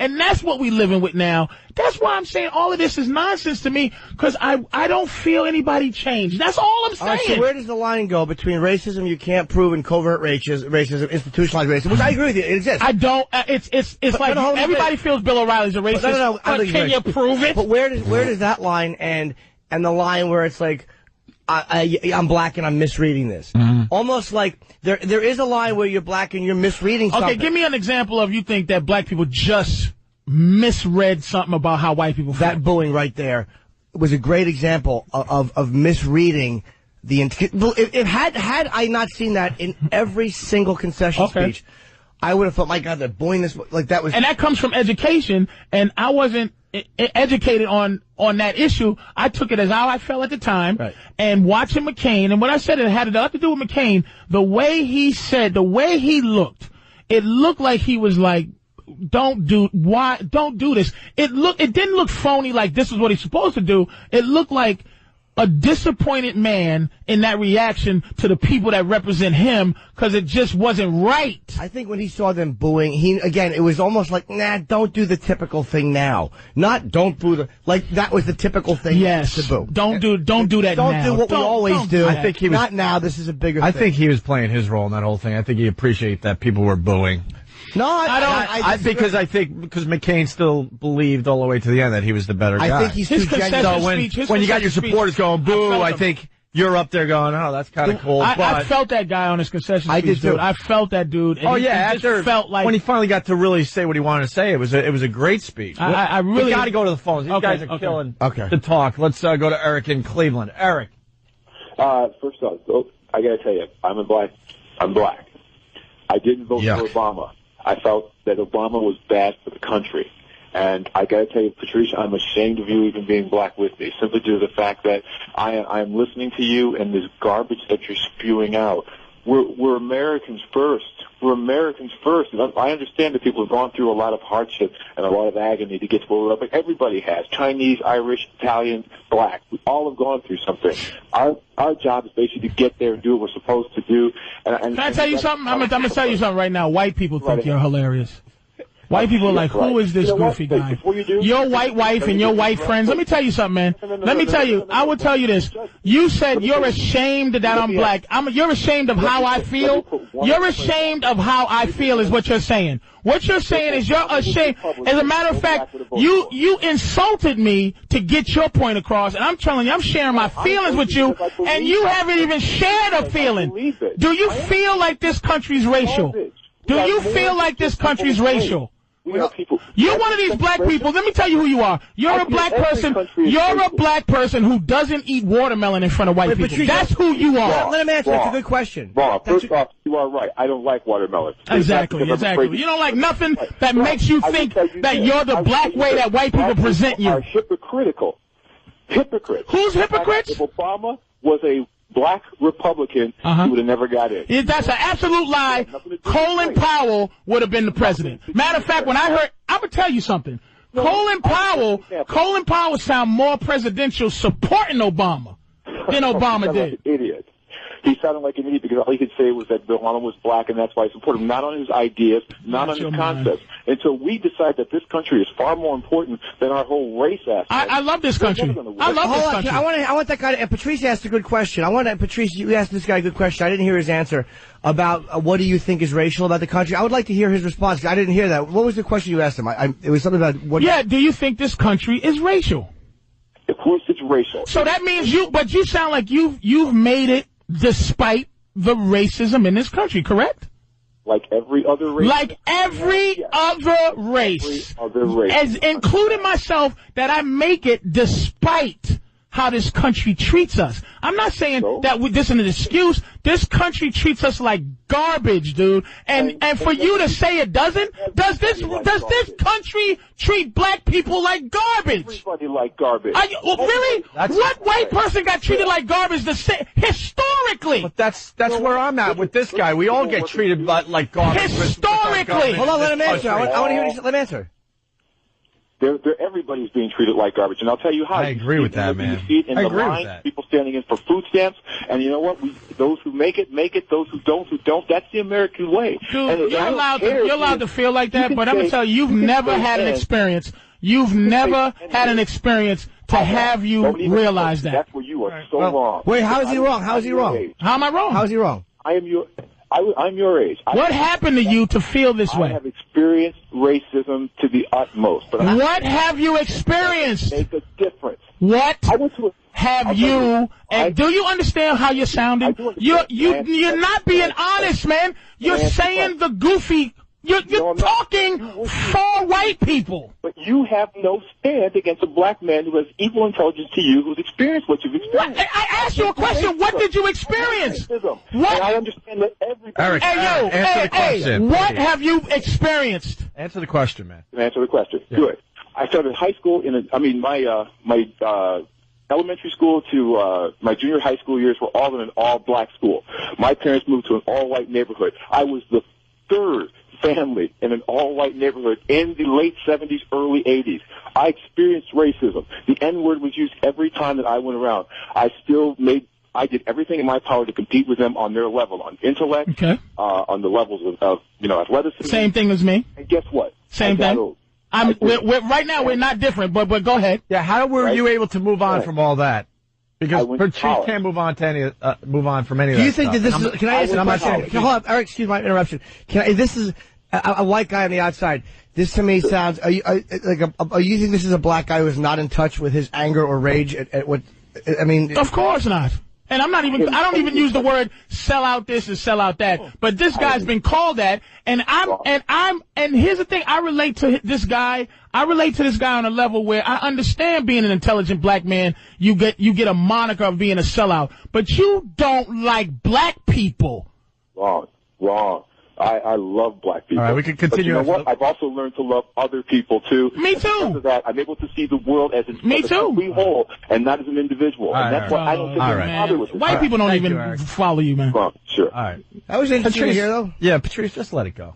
Yeah, okay. Let it go. I really want to just you gotta let get it go. over it, man. For your own health. You got, just high blood pressure. I'm very over it. I'm over it despite the situation. That's all I'm saying. Just let it all go. Spewing garbage. Shut up. We need you to just be shut up with your white friends around clapping you. Yay, you dumbass. I'm getting you a meditation class for... See, that's why we like Byron. You're an idiot. You have to You know how many white friends I got, you jackass? Very few. Well, you know how many white people I claim to have? You know how many white friends I think I have? You know how many white comics will do a gig with you to split the driving cost? We should do a secret ballot. You should write down all the white friends you have, and then we'll go to those people and see if they're actually friends. I don't even want to know. I know when it comes down to it, they'll run for their lives. But there's a few. I wanted to be your friend, but you don't invite me to your damn barbecues. And you go, you wouldn't go. Yeah. So you don't give me the invite. So what are you going to do? I'll invite you next time. Oh, well, boy, thanks for throwing me a bone. Hey, there you go. Black presidents. Whatever. Oh, now it's okay to have we got to start somewhere. I'm going to start with inviting you to a barbecue. I'm moving on. All right. I'm moving on like my friend from wherever he is with all his white friends. Eric from and Cleveland. He think he's loved. Well, we did good there. We took 2 phone calls. We have 20 on hold easily. Opie and Anthony. Listen, I promise I'll shut up. Where are you, you plugging anything? I'm at Comics December 26th, 27th. Oh, Christmas. Why? That's a great weekend. I mean, especially if you're gearing up for Atlantic City the month after. What? Patrice and I together. A month. All right. Ain't about me. It's about us. Yeah. All right. It ain't fair. All right. More phones right after the break. I'm just mad today. Opie and Anthony. I'm mad because we couldn't talk movies with Patrice, video games, sports. This was all encompassing today. I have a question. But good radio. I have a question yes, for Patrice, too, as a black man. When do you know, Dr. King was always a hero of mine growing up, Martin Luther King. When is his birthday? Yeah. Birthday. Yeah. It is in, it's in January. Yeah. January what? January 20th. No. Nope. And what do you do to celebrate his birthday? Yeah, what do you do? I beat white people. Well, I hose them. You know what I do to celebrate? I always do this. I perform in Atlantic City. It's January 15th is the great doctor's birthday, but the 16th, 17th, I perform at the Borgata. That's how I celebrate Batman's birthday. I gotta tell you got me too, man. You got me too. Wow. Thanks, Kenny came in and told me it's Martin Luther King weekend. Wow. Thank you, somebody. Oh, your acting was really good there, too. Anthony not here today. Fair to say, Anthony will have a few things to say tomorrow. You might want to wake up early tomorrow. I won't listen. I'll just let it happen, and then the day we're in together, we'll hug. I know you guys will be here together December 1st. Okay. So that's going to be a big day. I'll talk. A fight to end all fights. I bet you it's not as big a fight as you think. I hope not to be the codependent woman. Because we've had these conversations before. It's not a big deal. It's just now. With great racism comes great responsibility. He has too many of these crazy crackers, saying things like uppity. And anytime, white lady, you're in the mall at, Ross Clothing buying your crappy belt and your nasty plastic shoes, and you bump into a white woman a black woman in the same store, she's not being uppity. She's the same broke idiot as you. So please stop thinking you're better because you're white. You're not. Let's say hi to Sean from Brooklyn because of the discussion. He's a black guy. Just so people know what's going on here. Sean, what do you got? What's going on, guys, man? Hey, man. Hey, Jimmy. Hi, Sean. And what's up with the other dude over there? Let me tell you something. I'm a black dude. I'm a real black dude. Yeah. I live in East New York. I don't live in Hollywood. I'm not a comic. I work 60 hours a week. For dude to get on there, Patrice I'm talking about, and to say that Obama is not black, he's half African and half white. Yep. I got news for you, dog. Check this out. Every black man in America is half African and half white. Where they get the slaves from? No, they're not. No, they're not. Where they get the slaves from, Martin? You're talking. Here's the thing you're doing right now. You're being emotional. You didn't hear what I said. No, I heard exactly what you said. That he's black in this country because of what? Because of his skin. Exactly. That's my point I made. Am I lying? You're not lying. So what are you upset about? That he's not a black man. No. See, here's the thing. Here's the thing I can hear from you. See, the thing is, by what you're saying, about how you qualified yourself by saying you're a real black dude, right? This is our problem. We qualify ourselves as real black, real this, real that, by our experience and keeping it real and this. Your voice is not the same as the other dude, and your voice is not the same as mine. Dude, you from East New York, I hear it. You probably don't play games and the whole thing, you're not a comic. And really what you was doing in an emotional way is you was insulting me. Yo, I'm not Hollywood. I'm not a comic. You dismiss me. This is our problem, is that we can't be different. We can't be different and be the same. What I'm saying is, when I say he's not black, okay, I mean he is not, it's not a generational thing that's deep in him, because we've been locked up in this country since 1619. Let me tell you, Africans don't give him to us. Africa thinks that he's theirs.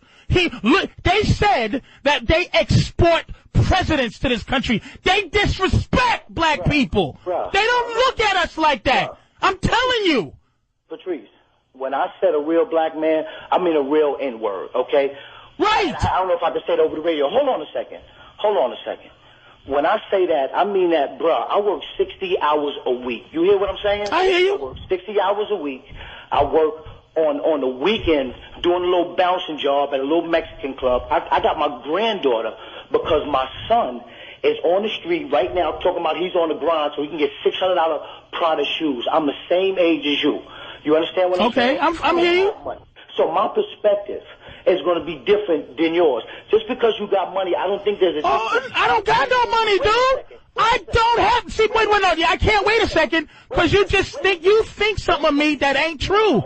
I don't have no money like that. You missing the whole point. All right, what is your point? I'm coming from emotional. What I'm saying is, you can get on there and you can talk funny jokes and that. Did you feel like I was being funny? See, this is what's going on. I'm gonna tell you what's going on right now, and it's our problem. This is our problem. What's going on? Oh, you gonna let me say what I got? Oh, I'm sorry.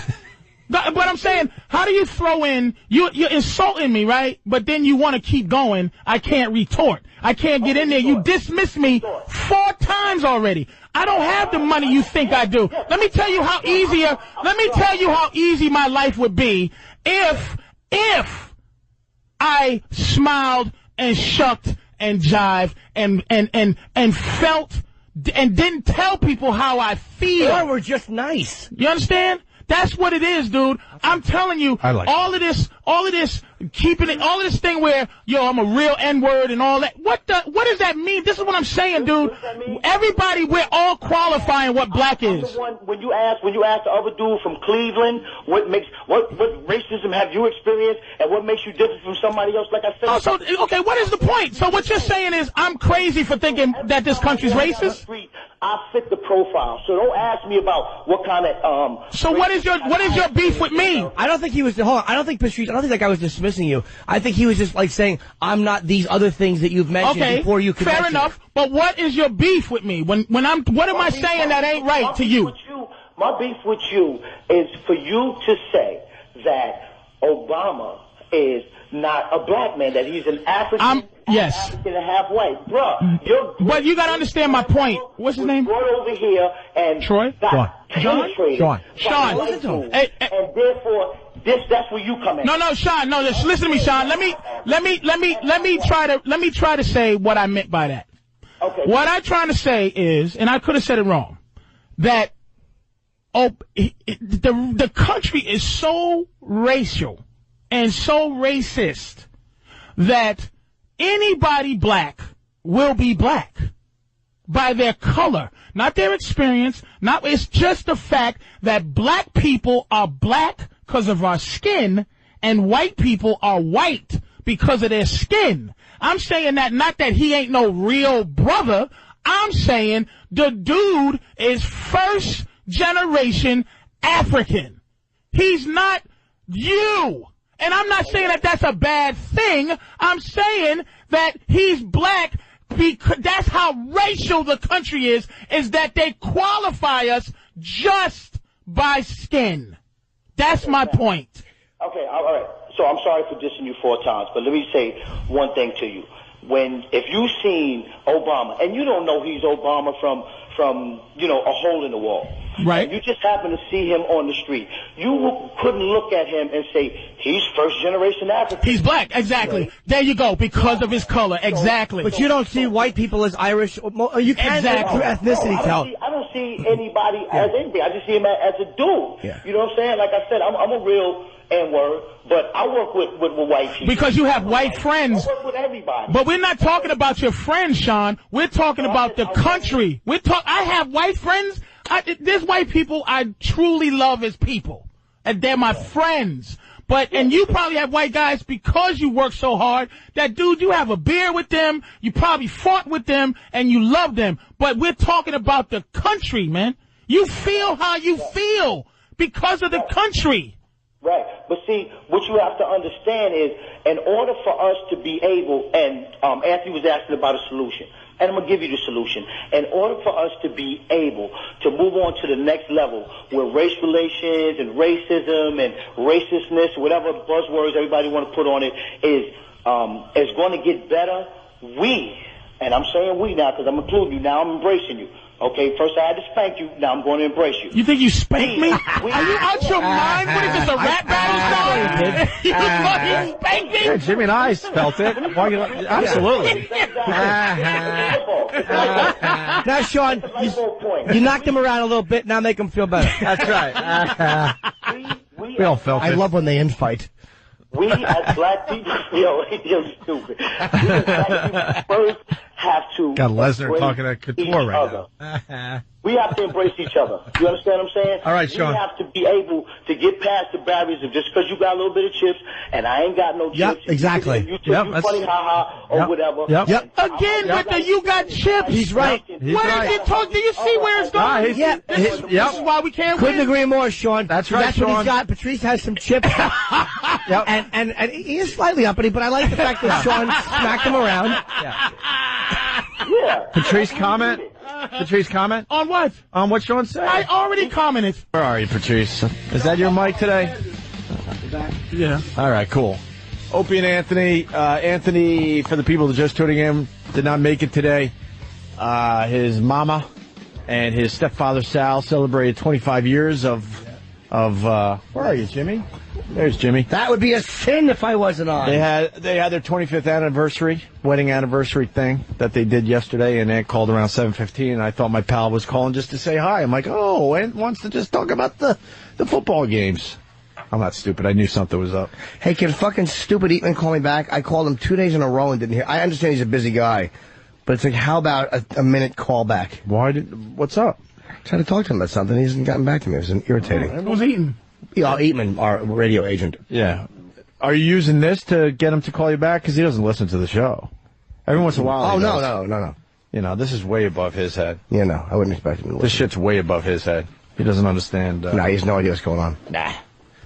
All right. Unfortunately, you know. A lot of people called in. I just gotta say this. The two companies, I've been yelling and screaming about this for a while now, well over a year, maybe 2 years. They gotta learn how to work together because both sides are now insisting that we leave at a certain time over there. And this is where it hurts the show. We had the phones lit with some passion and some anger and some thought and some just a little of everything. And we're like, oh, my God, it would be so obvious if these two companies worked together. We would just sit here and take advantage of the fact that we have some great phone calls coming in. We come in to XM, Sirius, whatever the fuck it's called today, and look, no phones yet because now we have to rev up the engine and get it going again. They'll call. It's just so fucking frustrating. It is, but this is where it hurts us. They'll never work together. The Opie and Anthony show. They'll never work together. It's too bad. It does stink. Because they're hurting the bottom line. And I can't believe that I'm sitting here and I don't know why I just have an erection. For no reason at all. Cialis? No, just a rod. You know what remember the word plethysmograph? No. Plethysmograph was when, talking about you and your dick just hard for no reason. Yeah. If Kobe Bryant had been found guilty and gone to jail for the rape thing in Colorado, he would, as a part of his probation, he would have had to get hooked up to a plethysmograph. Oh, yeah. And what that does is they show you things and do... Try to get pedophiles. It measures your arousal for different things. So if they hooked Norton up and showed him a picture of whatever, and his dick got hard, it would be grounds with the plethysmograph to say this guy is a pedophile or what have you. Really? That stands up in court? The convicted pedophiles, not just for your personal taste, but for convicted kid touchers to see if they are rehabilitated. Because if they have a very high recidivism rate, they will hook your dick up to that. And if it's still jumping around, that's why a lot of them go with chemical castration. But you think what you think. How are you going to stop getting Well, Norton's it's a condition of parole. But how would you ever cure a pedophile in that? You can't. That's why if you get excited by kids, I think you're going to always be excited by kids. How do they get that out of your system? I don't know. I mean, I don't know what their therapeutic process is. I think it should just be a fucking hammer to the temple. Like Clockwork Orange. Sure. Yeah, they'll show you a picture of kids getting fucked with vomit-inducing drugs. That sounds insane. Hey, we could talk about the Obama, the black-white thing again, but I was talking to Stunt Brain when we were trying to figure out who would, be a good fill-in because we knew Ant wasn't going to be here today, and I said Patrice. I mean, I always say Patrice first because you just bring, you bring a lot to the show. Discord and unhappiness. But I was having a discussion with Kenny on the way over, though. I mean, even the people that aren't agreeing with Patrice and all that, they're not turning the dial. So there are people out there that will listen to a show because they don't agree with Sure. stuff. And I don't even know where it falls, what percentage agreed and disagreed. 90-10. You really think? I know you're kind of going with a joke, but I would bet you it's... People's initial reaction is probably to disagree because, again, it's a white-black defensiveness. Right. But, like, 'cause you always feel like you have to take up for the white guy, the black guy has to take up for the black guy. But, you know, what Patrice said, there's pieces of it I disagree with. But it's hard with him because it's like, as well as I know Patrice, I'll listen to him talk about something, and I'll agree with, like, he'll say something, and I'll agree with 3.5/5 of it, or 4/5 of it. And then there's that one piece in the middle, I'm like, no, that I don't agree with, and I don't want to be lumped in with that. Right. But, you know, there's a lot of it that makes a lot of sense. If you put down the initial reaction, which is, I got to defend white people, because I don't have to defend white people, because a lot of what is said about the country is the truth. Carlin, who, you know, I mean, look, one of his best bits was he was talking about American bullshit, and how the country was founded on just one steaming pile of red, white, and blue all-American bullshit, and he just destroys the way the country was founded. And what am I going to do, like, not love Carlin? He was right! Where's that bit? I got to listen to that. It's off You Are All Diseased, and it's about how it was founded by slave owners. That's one of the HBO specials, right? But the way Danny, do we have that bit where it's called American Bullshit? Is Carlin Pryor 1 and 2 for you? It's Pryor Carlin. No, I mean not in that order. Yes, without a doubt. Is Pryor 1 and then Carlin 2? Yes, because Carlin... Why is that's the same for me, and why is that for you? Because Pryor moved me more than Carlin did. Pryor moved me in a Carlin's genius... Carlin's genius. I'm whispering to Patrice. No, it's not that. Because Carlin's genius, and Carlin was a guy who stood there and pointed at everybody and tells you exactly what's wrong.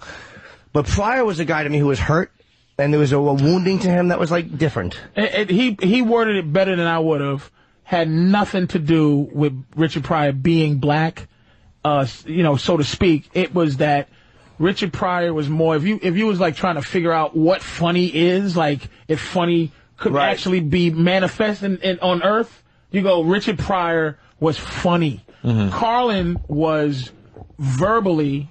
I think is the most verbal. He was a master of He communicated that he doesn't believe in God, and it's amazing. Like that's what I wish I had. That's what I wish I had, which is I wish I can always explain myself exactly what I mean, and you can't confuse it. But he makes you change the way you think or question the way you think about it, which was he makes you think. But it was comedy. But even more, like, he makes you think, and he makes you go, like, after you're done watching, you're like, fuck. I didn't want to hear that. That's right. Like, you love Pryor. Yeah. You, like, love him. Yeah. And then you love what Carlin does. But you love Richard Pryor as a, just, you know. I would go Carlin over Pryor just because I don't know enough of Pryor's stuff to be, just to add to the discussion. But what I loved about Carlin, and I probably saw him close to 10 times, was... He was going after his own audience and didn't care. Yes. It's like, do you know what confidence that takes and what balls that takes that you're going after, let's say, religion, and you know a bunch of the folks in your audience are very religious people. And I was like, that is fucking brilliant that he doesn't care. When he said a lot of things. One of the things that, like, there's ones that change your life. One of the things he said that changed my life. And there's a few things that Pryor said that changed my life too, but for different reasons. Right. Carlin said, what the fuck is this shit about angels? I said, what? Like, he just said that. What is this bullshit about angels? And then he goes, what about goblins? How come they don't get no credit? Like, I said, he completely said, fuck angels. And then the other shit. You can't say fuck angels. Like, he just said, fuck angels. It's we dumb. Need to believe in the angels. And then he said, what happened to language in this country? When did my toilet paper become bathroom tissue? And he explained that to why words, and boy, it just changed my life. And Pryor changed my life. One of the things he said that changed my life the way I think is, talking about how his father died fucking that woman. Yep. And the woman goes, I'm so sorry what I did to your father.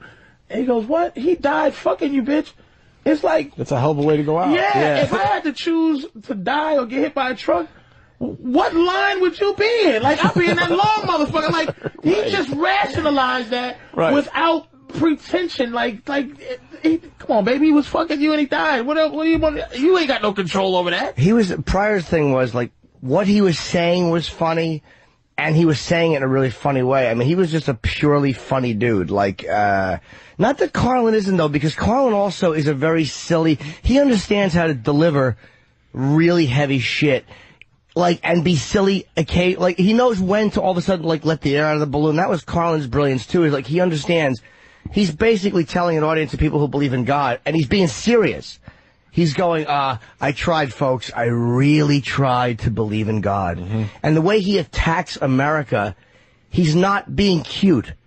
He's fucking telling you this is the real deal, and this is how I feel. How long's that been? And what do white people think? American bullshit is not that long. What do white people think? What do white people think when they hear a dude like Carlin? Because there's not many who just completely trash the idea of this country. You know what I'm saying? What do they think when a white guy is saying things that a black guy is, I guess, supposed to be saying? I think with Carlin he's earned so much respect. I think people watch him and they understand. Do they think he's liberal? Well, he is. He was more liberal. Is that what people dismiss him as? Oh, he's just. I don't think they would dismiss him. No, they never did. That was the brilliance of Carlin. You couldn't just say, he's a liberal. I think because he would attack liberals too, and he would attack their ideology and their phoniness. I think when Carlin attacked something, even if you didn't agree with it, and I shouldn't speak for other people, but I think you knew that at least he was being very genuine. You never felt like you had a guy trying to bullshit you or trying to be fucking better than you. You felt like you had a guy who was telling you the truth as he saw it. You didn't feel like you had an agenda? No, he was just because he would attack liberals. Right. He would give you all this liberal, like, left-leaning stuff, and then he would attack feminism's phoniness. He would attack the phoniness of guilty white liberal language. He was a guy who was... He always felt like Carlin was seeking the truth and was a... This is how it is, motherfucker. I love them, man. Carlin Pryor, 1 and 2... Pryor. Who's 3? Because you always hear... It's up for debate. That's what I'm saying. Anybody you want to put in there... That's what I'm saying. It's I'll always... either argue or... For me, it's Woody. Every comedian would put Pryor, Carlin 1, 2 spot. Not every, but most. Who's 3? What name will come up the most, number 3? Just in terms of longevity, and again, me and my girl had a conversation about the greatest singers of all time, and a lot of that's arbitrary in your own opinion, but we're going, okay, let's make up the top 5 comics of all time who you go, everybody has to go, okay, this is it, not your own opinion. I would have to say, not of my own opinion, you might have to put Cosby in there as 3. So it's Pryor, Carlin, Cosby. Cosby would be on a lot of people. I would put Chris Rock before I'd put Cosby on my person, way before. Chris, I like Chris a lot, man. I think ever hear Cosby stuff? That's fucking really He was great. Amazing. He was great.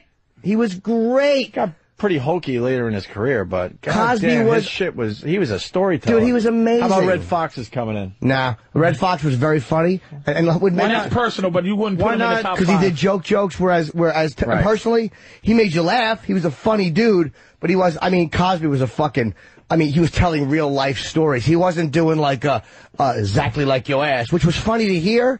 But it was funny. I listened to Cosby do I think it was like a 25-minute bit on skiing. Who has 25 minutes on skiing? Cosby's and it was just my 3, by the way. Yeah, I'm just saying. Yeah, but a lot of people would put him up there. Together. Why not Lenny Bruce? Lenny Bruce wasn't funny. He was funny, but he wasn't funny like the top 5 are funny. Right. Lenny was just the guy who kicked the door open. I couldn't get past the whole Daddy-O shit. But back in those days, I try to listen to Lenny Bruce over. He's not get funny. Into what it. he is he's essential because he's important. Carlin and Pryor took what Lenny Bruce and Dick Gregory attempted, which is fighting through language, man. Language at the time you can get arrested and all that shit for language. And then Pryor and Carlin funnied up the opera. They took the opportunity that Lenny Bruce and Dick Gregory gave to be funny with it. I think Lenny was funny, but not number 3 funny. Dude. Like I watched some of his old stuff, and like he's sitting there and he's just kind of talking, and he does have that Daddy-O thing, which was again it was in an era of Take My Wife, Please. So here was this guy having this weird, which he got all that from this guy Joe Ansis. And I was like... Well, wasn't it the jazz culture? That whole exactly, thing? yeah, I think it was. Because he was working in all those clubs, warming up for jazz musicians and strippers. And he was shitting on everybody. Oh, yeah. Like, Lenny was making... Like, I was watching him do a clean set on TV. Rodney, to me, top 5? No. To me, Rodney does not make me laugh like he used to. Like, the more I listen to Rodney, I still admire him, and I still think he was very funny. But it's more guys, to me, Like Pryor and Carlin. You wouldn't put him in the not your. This is the top 5. That's not necessarily me. Present. Are we just doing comedians or political comedians? No, just comedians in general. Top 5 that people would say. You're right. Rodney might be up there. Cosby might be in the top 5. That's what I'm saying in terms of top 5, but that you can present as a worldwide top 5. Who's easily in my top 5, and it's unfortunate he died so young. But Bill Hicks was just fucking amazing. I never listened to him. Holy shit! Fucking do yourself a favor. Listen to Relentless. I don't want to know what he does. Not even. A lot of the shit he talked about in Relentless is going on today. Just brilliant shit. Kinnison, I would put up there. Kinnison, maybe. In mine, yeah. I don't think he would make everybody else's because he died young, but as mine, Kinnison was a funny fuck. I was a huge fan of Andy Kaufman just because how he fucked with the audience. Yeah. Just see, that's what I'm saying. The top 5 audience. Dudes, you're looking at 2 dudes who are socially relevant. Then after that, there's a drop-off of... Well, that's why I'm asking you, when I say number 3 in that genre, the George Carlin, Richard Pryor genre. And like you said, there's a massive drop-off, and it would... Chris Rock is the closest. He's the closest in terms of what he's trying to accomplish with his comedy. Yeah, it's saying something and being funny at the same time. And I like saying something. And I like where Chris comes from a lot of times. Like a lot of times you don't see exactly where he's going to go with it. Like he's not giving you a 1 + 2 = 3. Like a lot of times Chris comes from a point of view that I'm surprised by. Like he had I don't remember what his bit on Michael Vick was. But I remember watching him do like a few minutes on Michael Vick, and I'm like, God damn it, that's a fucking great point of view. Like I didn't even agree with him, I don't remember. But I was like, that is a funny... But you could appreciate the place he was going. It was just great, and it was a fucking smart, funny idea that I remember just not agreeing with the point, but going, as a fucking comedian, that was brilliant. Yeah. Eddie Murphy, maybe, if he did more stand-up. But he stopped so many Eddie years Murphy ago. is at the top of, like I said, he's the best, probably, in terms of even Pryor, dude. Eddie's it's a shame. He was more famous than Pryor. Yeah, but it's a shame. He was well on his way to be like a Richard Pryor or like a George Carlin, and then he went into Hollywood. He only did 2 things, you know. And he never. But those 2 things were just amazing. He never had. Delirious was amazing. But he never had Pryor or Carlin relevance. He was funny, and he was an amazing mimic. Yeah, he wasn't social. It was no social. Oh yeah, well yeah, it was more social than anything. You're all right. recycled Pryor, like everything, like even the Drunken Stepfather. Pryor did that, or the Amityville Horror was really The Exorcist. I mean, everything that Murphy did, Pryor had done. But it's a drop-off, dude. Pryor, Carlin. Yeah, I think we're in agreement. A third is an argument. Like, I don't even have a third. Dude, I mean, look. I mean, we're trying to do this, and on Instant Feedback, you get Seinfeld, Rickles, Smirnoff, obviously a joke, Mitch Hedberg, Bill Hicks. There's not one name going. There's not one name coming in more than any other, is what I'm saying. Right. It's all like. I mean, Hedberg is like, you can, like, most people wouldn't say he's in the top 5 just because it's not time to put him in yet. Yeah. You would have to wait a few years. He was funny, though. But Seinfeld, you couldn't, top 5, you could argue Seinfeld could be in there. Yeah. Like, Dude, for what it is. I appreciated Seinfeld because I was amazed that he could do what he was doing, getting huge laughs without being dirty. I was amazed by that. Brian Regan is fucking Brian Regan. As far as just out loud funny, he's right there. But you wouldn't say top 5 ever. Like, no guys have ever made, like, belly laughs. Pryor has made me belly laugh. Like, I mean, even as a comedian, he's made me belly laugh. And there was something, and it wasn't even always dirty. There was something he did, and it hit me as funny, where he was talking about how his father would fucking sit in the barber shop and then read the almanac and then wait for people to make a mistake. And it made me belly laugh at this picture he painted of this horse's ass of a stepfather just looking to correct people and be a dickhead. But it was just, and then wait for people. He told you all you needed to know about that guy. Yeah. When he said my father would read the almanac and then wait for people to make a mistake. And you're like, God almighty, I know who that... You immediately understood this crotchety old fucking guy. And he did it. See, this is the difference between Pryor and Carlin. And why I put Pryor ahead. It's because Carlin would be able to make it up in his mind, and he would verbalize it, and he would create that thing and let you and dissect it. Pryor just felt it and said it. Yes. And it would be nothing pretentious, which is why, let me say, Bill Hicks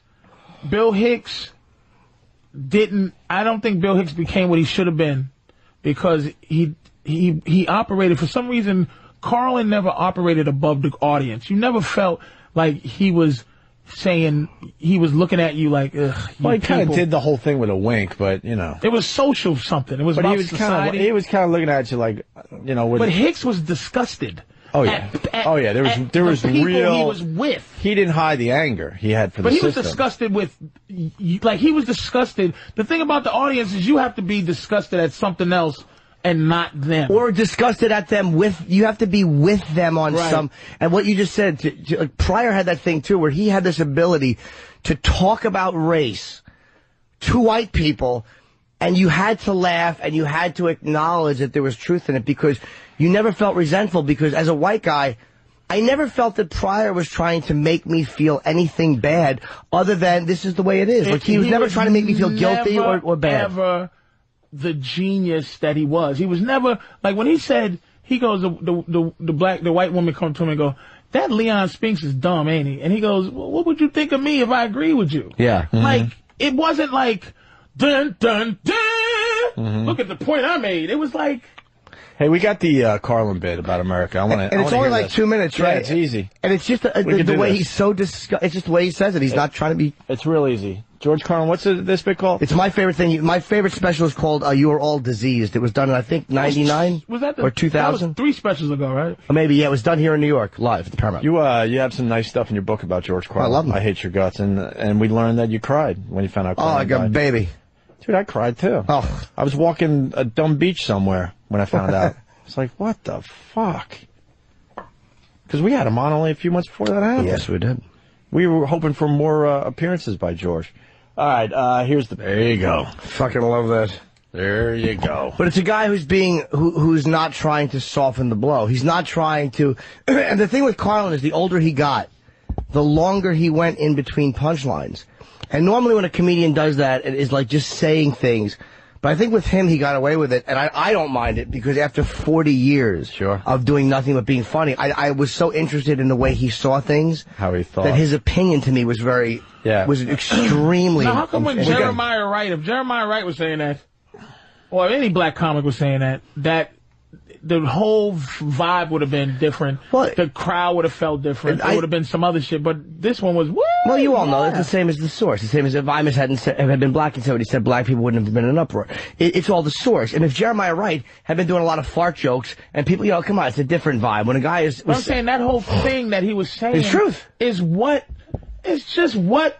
a black dude who can articulate that would say. But it's always the source. You know that. Anytime you're hearing something, we always take it from where it's coming from, but we react to it. There's no absolute truth that we just hear from any source and agree with. It all depends on where it's coming from. Yeah. And as a comic, Pryor could have got away with that. Bicentennial Nigger is the name of an album and the bit is at the end of the album, and it's not. You know the bit I'm talking about, where he's got the fucking sarcastic American music playing. It's fucking. He was scared. He put it at the end of his CD. But no, he was fucking. It was the best way. Joking. It was the best way to end a comedy CD ever. It was just so completely now what? Motherfuckers. Hey, we got the number. We got the number 3 comedian. It's obvious. We all overlooked this. Very obvious. Vince Champ. Oh, he was fucking fantastic. Vince Champ, number 3. Number three comedian, number 1 boyfriend. Oh my God, Vince Champ. That is a horrific story. Dude, that is... Voss had the funniest joke, though, because he had been at these colleges all over the country, and Voss goes, he has a good college agent. Who's his college agent? But it was, for the newbies, Vince Champ was a comedian that... he got a lot of people laughing, but he also did some raping on the road in between people laugh. He traveled through the country raping. Yeah. Fuck me, man. And they found him from his book, like, wow, he was... His book? His, itinerary or whatever. Yeah. Whatever. Like, he's like, wow, girl got raped, and they finally started putting it together, yeah. And on the internet, too, because I forget how it came about, but he would say after... Yes, I don't know. After he would rape a girl, I think he would say, like, pray for me. He would do something with prayer. Right. So it was obviously a demon he was fighting. And I think someone talked about that on the internet, and someone else, when a guy did that to me, it was like one of those connections. And then, I'm a college student, he's a black, We used to say, he would rape a bitch and go, all right, now, tell me what you think of this joke. Jesus. Hey, the top 10, Comedy Central, whatever. Yeah. Please. 1 and 2, I'll agree. I'm sure they got prior callers 1 and 2. Eddie Murphy, 10. Roseanne Barr, 9. Bill Cosby. Roseanne Barr. Look, I like Roseanne. But above Joan Rivers? That's a perfect example why we hate these lists, where they have to kind of balance it all out. Above Nice. Joan Rivers, who was one of the funniest people ever? Well, Roseanne Barr beat out Johnny Carson, Jerry Seinfeld, Robin Williams, Bob Newhart, who was hilarious. Yeah, Newhart I'd put in the top 10. Ellen Newhart. DeGeneres. Ugh. As one of the top 10 stand-ups? Don Rickles is in Bill top Hicks, Sam Kinison. She beat all these people. Yeah, I would agree. Stephen Wright, Red Fox, Hope. So what was the top 10? It was Pryor? So you got, Eddie Murphy, Roseanne Barr, 9. Cosby, 8. Dangerfield, 7. Martin, 6. Ah, that was the one. Steve Martin, number 6. Steve Martin, look, was a funny guy. He was a funny comedian. He was doing arenas. He was silly. I listened to his shit recently. And look, I know I'm a stand-up, and I shouldn't be disrespecting his... Hey, look, the guy did some very funny shit. But when I listen to that material now, I like a woman who has a puppet on her shoes. I like that. Put that above fucking Kinison, or above any of the people. How anybody voted for him in the top 10 makes me fucking sick. Joan Rivers... I told you I saw her like a year and a half ago at the cutting room in front. She's working on material, and that fucking bitch came out and was Phyllis Diller. Phyllis Joan was as brutal a set as I've ever seen a comedian do. I mean, I was in awe of what she was doing. This is a year and a half ago, and I'm like, that is what we do. She's in her fucking 70s. She stood there for an hour, and it was funny shit. It was 9/11. It was AIDS. It was fucking brutality from the minute she got out there. She didn't give a fuck, man. Yeah. It was like, God, it was inspiring to watch. Steve Martin, 6. Yeah. Chris Rock, 5.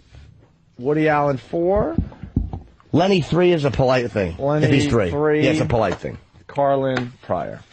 Lenny 3, people think they're supposed to say Lenny Bruce because they feel that by not saying Lenny Bruce, they're being disloyal to something. We just kind of felt and that. A pioneer. We kind of said that ourselves, sort of, when you're thinking number 3. Well, yeah, he comes to mind because of we just believe that, well, Lenny was the godfather of this type of language. Well, Moms Mabley was doing it too, but just not on the mainstream level.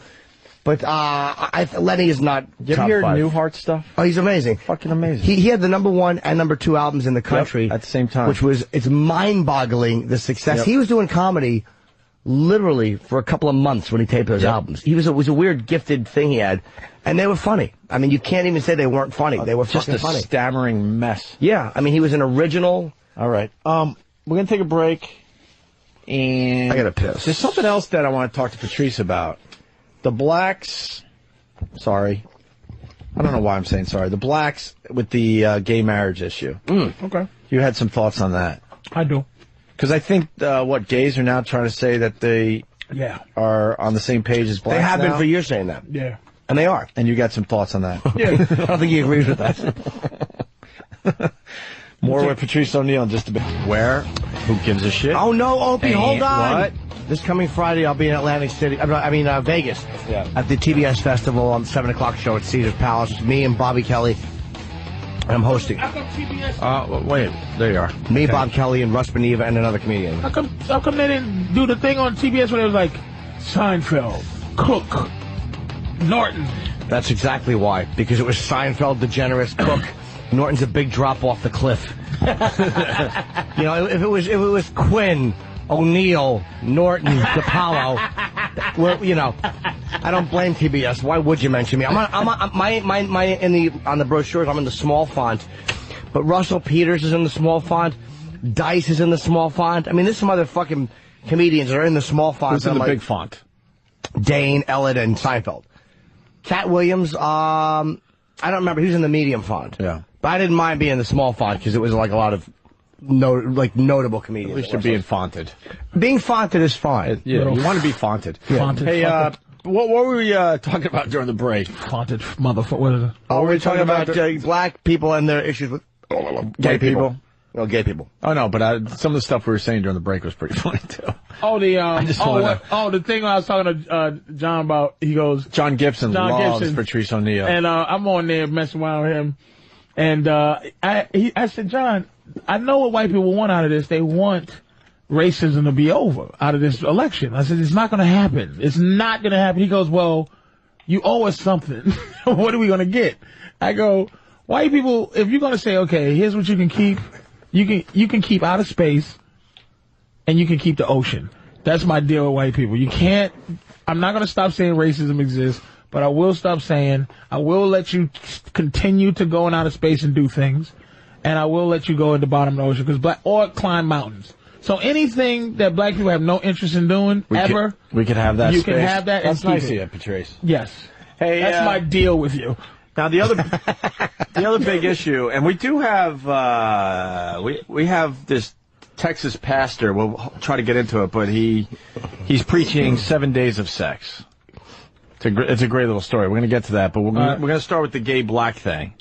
Yeah, black people for some reason. Now, just to bring everyone on board, Proposition 8 was voted down, so gays can't be married in California. Okay. Do you think gays should be married? Yes, personally, yeah. I do too. Jimmy? Yes, of course. And I think that on a level, here's a level I'm thinking on. I don't give a shit. Totally. Like, that's the level. Not on a civil rights manner or this and that. It's who I don't give, because marriage as an institution used to be something like godly. In the eyes of God, we are in union with each other forever. Now it's just health insurance and who gets shit at the end of the day, and can I visit you in the hospital and all kind of goofy shit. What do I care? I don't give a fuck. My thing is, I always felt this, and is that your sexual preference. And here's my thing: I want somebody to give me a logical reason why your sexual preference, I should be hearing about it. Why who you want to be with qualifies you to go through something. And the part of it that bugs me is I'm born this way. Shut the fuck up. Because why is that a preference? And choking your bitch while she's coming is a fetish. You looking at like just the terminology used around. Like, I just don't want to. Sexual preference is just the way they phrase it. But if gay people are born gay, let's just say for the sake of argument they are born gay. Yeah. Which I certainly believe that the majority of them are. Right, because why would you go through anything that you didn't have to go through? I think it's for nature puts it into play. I think it's part of nature. Someone explained it to me. They said, "You think I would choose this?" You know. Right. And you've seen too many little gay kids that are like this when they're like really small, like before they are able to make a decision. There was someone that was working in this business pretty close to us that was gay. Steve. Okay. Well, sure. And I'm like a sheltered white kid from Long Island. I only started learning about the gay thing when we were at NEW, and this person's like, "You think I would choose to be like this? Hell no! It's so much easier to be with a woman than." But so fucking what? You think you're born a certain way, and you decide that you can't take your own hiding of your thing that you feel society's against, so you come out in this manner of defiance to say, fuck that, I'm not going to hide who I am no more. Right. But I still am not going with, okay, I'm born this way. It's still sexuality. Well, that's just their way of trying to explain it to people. Look, I think you're getting, like Jimmy said, I think you're getting caught up in. You can't say that they're not born that way, though. Yeah, I'm not saying they're not born that way. You don't think people are born that way? I'm born this way. I'm with Jimmy. I think most people are born to be gay. I think you're born to a certain degree. Certain things are learned. I'm not saying that certain people don't learn to be gay. How about Anne Heche? I don't know enough about it, to be honest with you. I don't know. Ready? Here's my thing. Now, guys is a different story, and I'm not trying to make a bit out of it. But for the most part, once you get fucked as a man, if somebody goes, "Hey, you ever have sex with a guy?" Matter of fact, Pryor did come out with that. Yes. That he has, but no one ever goes, "You gay?" Just like you and your thing, no one goes, "Well, no one's gay." Not gay. But guys usually, once they step over the bounds of fucking a guy. Sorry, I couldn't help you there, Jimmy. They're gay forever. Women can play. This is what I'm saying about what you play with. Yeah. Anne Heche would be gay on Wednesday and straight on Thursday. And if a woman goes, "I'm gay," see, gay to a guy for a woman is a bull dyke, like, who just said, fuck it. Yeah. Hi, how are you? But if a woman eats another woman's pussy, we don't give a fuck on that level, and she can switch up tomorrow. I'm not saying that you're not born, but you're born like that. You're born bisexual. You're born wanting to fucking eat pussy. I think that... What are you talking about? Their argument is this. They just don't want to have to fucking duck. They want to be able to get married or get divorced or just do what they want and be left alone. Okay. And I think that's where the defiance comes in. It's like, because like if you want to go out and get married or you want partner benefits, you want the same shit that everyone else is getting legally. That's it. You don't want to have to go to church, and you don't want to hear this sickening organization tell you that what you are is a sin. I agree with or that. what you are is dirty and you're not going to get into heaven. And that's just the sickening history of the church. I don't disagree with that. So that's what they want. I agree with you 100%. I think that's what they want. That, please, I don't, in the eyes of, I know that the institution of marriage isn't that. To get to the fact that black people didn't vote for that, or that they're 70% or something, 80%. Yeah. Black people are horrified of God. And they're horrified of God. It's religious, yeah. And also Latinos. They're religious. Yes. To the fact that a lot of religious black people are horrified to change the Jesus that looks like, Tom Petty.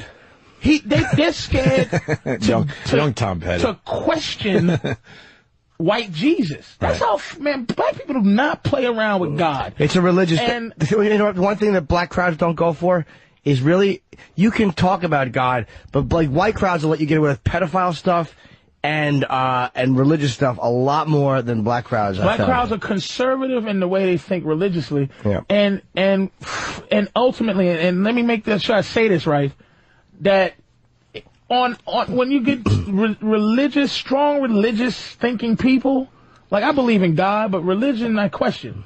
Strong religious thinking people who just going to go with what they go with and be conservative, gay is not acceptable by God. So they'll be going against the rules of the Bible by supporting that. And that's all it is to it. It's a religious thing, yeah. But when you're a person who can think, most people go, who gives a... Like, I get mad at gays for even thinking, like, get that. It's the same thing where as a white person, this is a great point to go with the race part. As a white person, you go, I don't give a fuck about that. As a straight dude, I'm like, what? First of all, get over yourself. I don't give a fuck what you do. I'm not looking at you like anything. I live in New York. There you go. Now you understand how white he thinks. But a gay guy has feelings. Right. He wants you to just won't understand. The gay guy wants you to care more. But the fact is, I don't give a shit. I mean, you ask me, I think, gay marriage should be legal, but I'm not going to run out there and start marching. I have other things to worry about. That's the point we've been making all morning. So I do understand, but if a gay guy has some points about his feelings that make sense, like I said, to me, it's a sexual thing. It's nothing but sexuality. It's not, look, I have a nigga parade every day I walk down the street, motherfucker. There's no special day. I always am black. But a gay guy or a lesbian or a gay guy or a lesbian, there's a lot of choice to, why do I need to know? Now, ultimately, wait a minute, if the platform is, here's the thing, educate me. What is it that happens that gay people don't get? And the rights that they don't have, other than ridicule, because I should be able to ridicule you. I should be able to say, I don't like you, sissy. Why? I'm not trying to kill you, but what is it that you cannot do that heterosexual can do? I think it's the majority of it is, like you said something like there's a perception like, well, people don't always know they're gay, but people always know you're black. Like that. But in a way, it's like I don't think gay people want their rights. Hold on. I don't think they want their lives in any way hinged upon the hope that people don't know they're gay. I think that they're at a point where they're tired of it and sick and tired of having to not be affectionate with who you want to be affectionate with. Other than you tongue kissing your girl in public. Right. Why the fuck do I know what you do sexually? Other than public affection, like, what is it that I need to know about you? Okay, the fact that you like me. A lot of times, I guess guys that are open about being gay, that have a gay boyfriend, it's harder for them probably to get hired as teachers. It's probably harder for them to work in any capacity as kids, about adopting children, about getting married, about partner benefits. Like, there's a whole bunch of shit that they have a whole different set of rules for. And it's not just, hey, I don't want people to go ugh when they see me, because that's a human reaction. I think that they want to be able, as a couple who makes $180,000 a year between them, want to be able to go in and, hey, I'm a school teacher, my fucking husband's a construction worker, we want to go and adopt the fucking kid, and we're going to be better parents. All right, so, okay, here it is, and this is what comes back to my issue with the black thing. Do you want just the legislation rights? Meaning, do you want this country to really feel differently about homosexuality, or you just want to be able to be hired no matter what, and you'll take that, but people are still going, in their gut, but they don't like you, and it's really, they don't want you around. But you have to legislate it first. Now, you can't legislate morality, you can't legislate stuff like that, but you have, once it's on the books and once it's happening, well, then people begin to live with you and begin to work with you and go, oh, well, everything is cool. Like this stupid prejudice I had or this stupid fear I had is unfounded. But the only way people do that, because most people, when exposed to you and you're exposed to them, kind of go, oh, all right. It's not what I was told. And again, what we're talking right now, we're talking to 3 cities. There's only 3 cities in America. New York, L.A., and Chicago. This is a city issue, because if you're white, black, whatever, and you live in New York, L.A., or Chicago, you have to deal with everybody. Yes. We're talking people who, again, you don't understand, man. You travel a lot. You must know. You go, holy shit, I live in New York, and you go, this place is like living on another planet compared to Michigan. In this conversation. I also think that gays are the target a lot of times of violence. And again, not in New York. No, I'm talking about the whole country. And again, you can't legislate that where people aren't going to go ugh or want to kill you for being gay. You can't. But the more the law is on your side, and the more the law and the country as a whole sees you as legitimate and what you're doing is fine and okay, the less you have to walk around afraid. There's no heterosexual. There is no people who are fiercely heterosexual, meaning with a need to be like, all right, hey, I want to be able to hold my girlfriend's hand if I want to. Like, there's some people that look at you and go, what the fuck? Like, for what are you doing that for? Well, we don't have to hide it. The thing is, we're coming, like you said, but they don't have to hide. No, but you know how you said you're saying white people come from a place of white entitlement? This is a case of straight entitlement. You get but I'm saying you get so used to not having to be a certain way, you're like, well, why can't you just do that? When the fact is, but why isn't other sexual things involved in that? Why isn't? Because for them it's not just sexual. For us it's sexual because, like, hey, one guy's fucking another guy. But for them it's falling in love. It's being with a partner. It's like all the other things you do in a relationship. Me and you both. So if I love prostitutes, why can't I affectionately? This is what I'm saying. See it again. It's going to be taken wrong. Yeah. My thing, I'm coming from a point of view like. But do you want to visit a prostitute when she's in the hospital? I might. Yeah. You know, I'm sure there's some of my sick babies in Brazil. Do you want to adopt a kid with a prostitute? That's what I'm saying. I might. But again, I might. It's more than a sexual thing. I guess it's a lifestyle. You know, there's a lot more going on there. What just like, lifestyle, Opie? Sadomasochism. Bondage. That's a sexual lifestyle. But what I'm saying is, I understand the love thing and this, but see, that's not the platform. Again, I don't give a fuck. It's just like abortion with me. The thing about abortion, my thing with it is, look, I have issue with women saying it's my body. I just have issue with it. It's not your body, bitch. Your kneecap, your brain, your earlobe is your body. But once you fuck a guy and some magic happens, and then something is growing inside you against your fucking nature? Nature's not your body. You just happen to be chosen to be the baby's apartment building. It's a 50-50, yeah.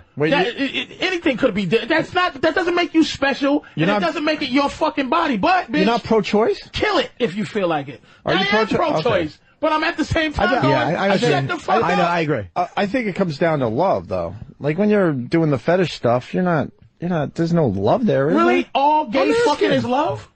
No. Well, no, as far as the other stuff they want to accomplish. What if I lovingly put a red ball in my girl's mouth and put plastic bag over her fucking head, but I really care about it? No, but he's saying that it's not just about that stuff. It's like, the bottom line is it's not just about the sexual act. Opie, I know that, but that's my thing. What is it about? Please tell me what you're fighting about. I can't agree with the fact that you want to fight to love the same sex all the stuff I just without said. ridicule. No, but all the stuff I just said. A pretty good point about all that the stuff I just said. There's marriage, which goes in with benefits. But what do they really want? And inheritance. Hold on. All that stuff.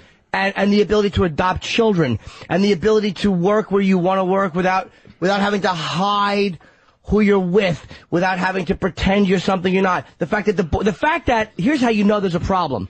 The fact that they wanted to make a constitutional amendment to make their marriage illegal. The fact that is something. I don't agree with that. But the fact that is the fact that the country is looking at it like we have to change the Constitution so these people cannot enjoy the same marriage that we enjoy shows you that it's a bigger issue than just, what, can I let hold hands in the restaurant? Here's the issue with black people, and again, speaking for everybody is whatever. Black people are not, as long as the platform is compared to civil rights, you'll never, ever get the cooperation from black people. Even though it's a legitimate comparison in the sense of, you're shaking your head no, but the fact is, there are people in power who are treating people who don't have that power wrongly. It's an oppression, it's an ugliness, and it's a fucking ignorance, and it's people who are being hurt by other people who have no fucking business hurting them. When I say that, what you just said, right? I say what I say based on feeling. It just ain't gonna happen if gays don't have a real compelling argument to make black people feel their pain, that feel that the same way that we feel is the same way they feel, and it's civil rights. And a lot of people's civil rights can be violated for a lot of different reasons. Like, I am for that on that level, what you said, but the platform of the fact is, to me, I can't see past that it's your sexual preference. That's because black people are as shitty and awful as white people. Right. In this country, the hand has been dealt so much one way, but when you look in Sudan, there's slavery, African... No. Hold on. No, what I'm going to say is, to agree with you is that ultimately, this is my thing about Africa. I never want to go back to Africa. I don't relate to it. I don't look at it and go, kings and queens. We're from motherfuckers that'll chop a motherfucker's hand off for a diamond, genocide, killing each other. They do that shit in Africa. I'm not I'm not an Africa guy. So everyone, I'm saying is that everyone, when in a position to fucking say, hey, fuck you to the next guy, does it. It's a reality. But I'm not saying fuck you to gays, man, but in a way, if we're allowing people to be treated badly, sometimes there's a fuck you by lack of empathy. Sometimes it's like you say, how do you get black people to empathize? The fact that a group who has been shit on doesn't look at another group who's been shit on and go, even though we don't agree with you, hold on, you're being shit on. And gays have been so, as a group, pro-civil rights and so completely involved with black people, like never once turned their back on blacks. And here's the thing. Agree with you 100%. My thing is, okay, what do you want? As a black man, what do I want? Do I want things like the black president to be the basis for how far I've come because of moments, because of what am I looking? What's what I'm looking? Because of, okay, the president or the first black guy in baseball, or hey, affirmative action. You got to give me fair and equal treatment. Do I want it in that manner, or do I want it in somebody's heart? So what I'm saying is, for the manner that I say you can get married, really is the dismissive manner that this country does black people. Meaning, I'm going, I don't give a fuck. Right. Get married, but okay, do I want white people to go, man, this was wrong. Yes. Sure. So what? Gay people probably want to go, you should be able to love who you want, which I am with. But I'm saying for me to be with you on a civil rights thing, you have to be more compelling than I want to love. I want to put it this way. If it's practical, like, hey, I just want to have the same opportunities as this, fuck yeah. But if you're going to, just like I can't make a white guy feel that he's not superior to me because he's white. I can't make him feel that. But the more gay people, the same thing with races, you have to legislate certain things. And once you don't feel the whole country is saying, as a government, you're wrong for being gay. And in a way it feels like they are, and the church is saying it. When those organizations are not saying it, and all of a sudden, you go, again, it's generational. You go 150 years from now, and fucking gays have been adopted and living, and because we all have gay people in our family. President. Maybe. Well, look, we've already had a gay governor, and I'm sure we've had more than that. Bonnie Frank and openly gay priests, and what I'm saying is, as time goes on and people get used to it and live with each other and have life experiences with each other. So you think that will ultimately be the internal change? Yes, but it happens over a long period of time. That ain't happening in our lifetime. No, it's a sign of us being primitive. It's just like Tiger Woods when he first won his thing. It's like, okay, it's like, here's my thing. Here's what you think he's still dealing with racism? Yeah. In that sport? Yeah, because in what way? Just not outward, I don't think. Let me go with some of the things you said today. Wow, Tiger Woods, black guy, winning it all. Like, what the fuck is this? Fuzzy Zeller and then a bunch of years go by. I know the Fuzzy Zeller thing, but a bunch of years go by now. It's like I don't see people really feeling the same way toward Tiger. In general, they'll always be exceptions to the rule. Because I think it's just like the whole thing with the Celtics and all black guys. I think ultimately you want to win, and I think if Obama does a spectacular job. But no one really wants Tiger to win for any reason that... I think... Like, you want your sports team to win because you live in that city, but Tiger Woods, why would I want Tiger to win? I think the dominance... I love seeing him win because I love seeing someone that great in their sport, and that's why I root for Tiger. But there is something about a black guy dominating a white sport, in the sense that you understand the historical relevance of it, even though we don't always speak it. There is a historical relevance for a sport that has historically been one way. And then this guy comes along, and he's not average. He might be the best that ever played it, at least professionally. Right. There is something very compelling about putting those things together. I just don't. I'm a huge golf fan. I do not watch I swear to you, Patrice, because you'll probably question me on this. I don't see color when I see Tiger Woods anymore. I believe you. I love seeing someone that is that much better than everyone else. And like Muhammad Ali was that much better than everyone else. You wanted to see him beat everybody. I believe you, dude. I do. I absolutely. And am I the exception? No. I believe this is the thing. It's at first, sure. I was like, wow, what? These black fucking dominating golf? This is crazy. You feel powerless. But that's years ago now. You feel powerless. This is what I mean in terms of relating to the gay issue. As a black person, I feel like it's almost, like I said, the hypothetical question is powerless. It's like you go, here's how I'm free, or here's how Tiger Woods plays golf. Niggas can't play golf? Okay, niggas can. It's by the stroke of a pen.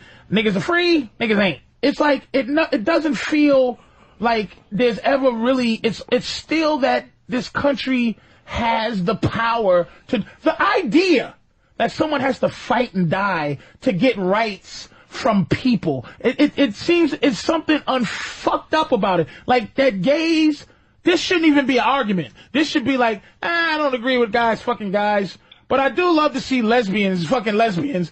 And then, about another person going, all right, gays get married. It's something wrong about that. That's what I'm saying. It's like just because the pen changes it, you're forced. As a person that wants to feel a certain way about another people, you're forced to be fake agreeable to it. And I don't know if fake agreeable adds up to real agreeable. Yes, I think in not all cases, and again, not in a one lifetime thing, but fake agreeable, at worst case scenario, stops people from fucking with you. At worst case scenario, all right, they hate me, but I can live my life. And if they do something to interfere with my life because of who I am, I have a fucking recourse, a legal recourse, which I'm promised anyway in the fucking Bill of Rights. Mm-hmm.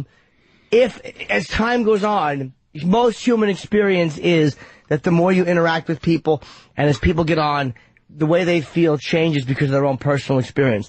But first and foremost, you have to have someone put a stop to it. Go, all right, stop. This has to happen this way. You can get married. You can do what you want. And then as all of a sudden, your kids grow up with some fucking kids that are gay parents. And you go, well, he was a nice boy. I liked him a lot. Him and my son played very well together.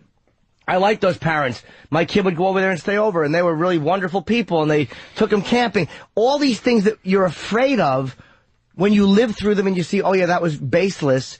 As time goes on, and again, it's unfortunate for us, it's a long fucking process.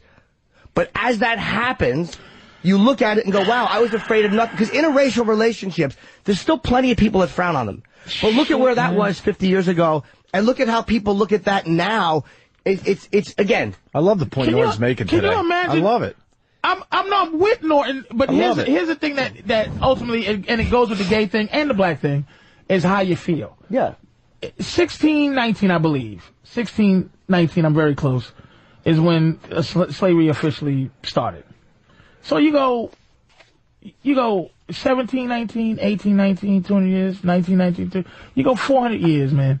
And up until then, you could be as fucked up as you want to be as a white person to a black person up until yesterday. So for 500 years, you're going to tell me 389 years, 400 years, that the feelings in this country have changed since Jim Crow, which was in 1950, 1960. The feelings in this country were changing before then. Absolutely. They were changing before then. Don't forget, after a certain point, they wanted to keep slaves for economic reasons. But then the feeling, a lot of the country was split. Like, there was a lot of people feeling, this is horrible. And this is in a time where it was acceptable. Yeah. And it was changing. White abolitionists, man. White people, but look at the civil rights movement. The turning point to that movement where the FBI got involved on a PR level is when that white woman from Detroit who was driving, I forgot her name, she was driving black people back and forth from Alabama to, but she was driving black people to vote. Right. They shot her. When that white woman died, then Lyndon B. Johnson kind of was like, hey, straighten these motherfuckers out, man.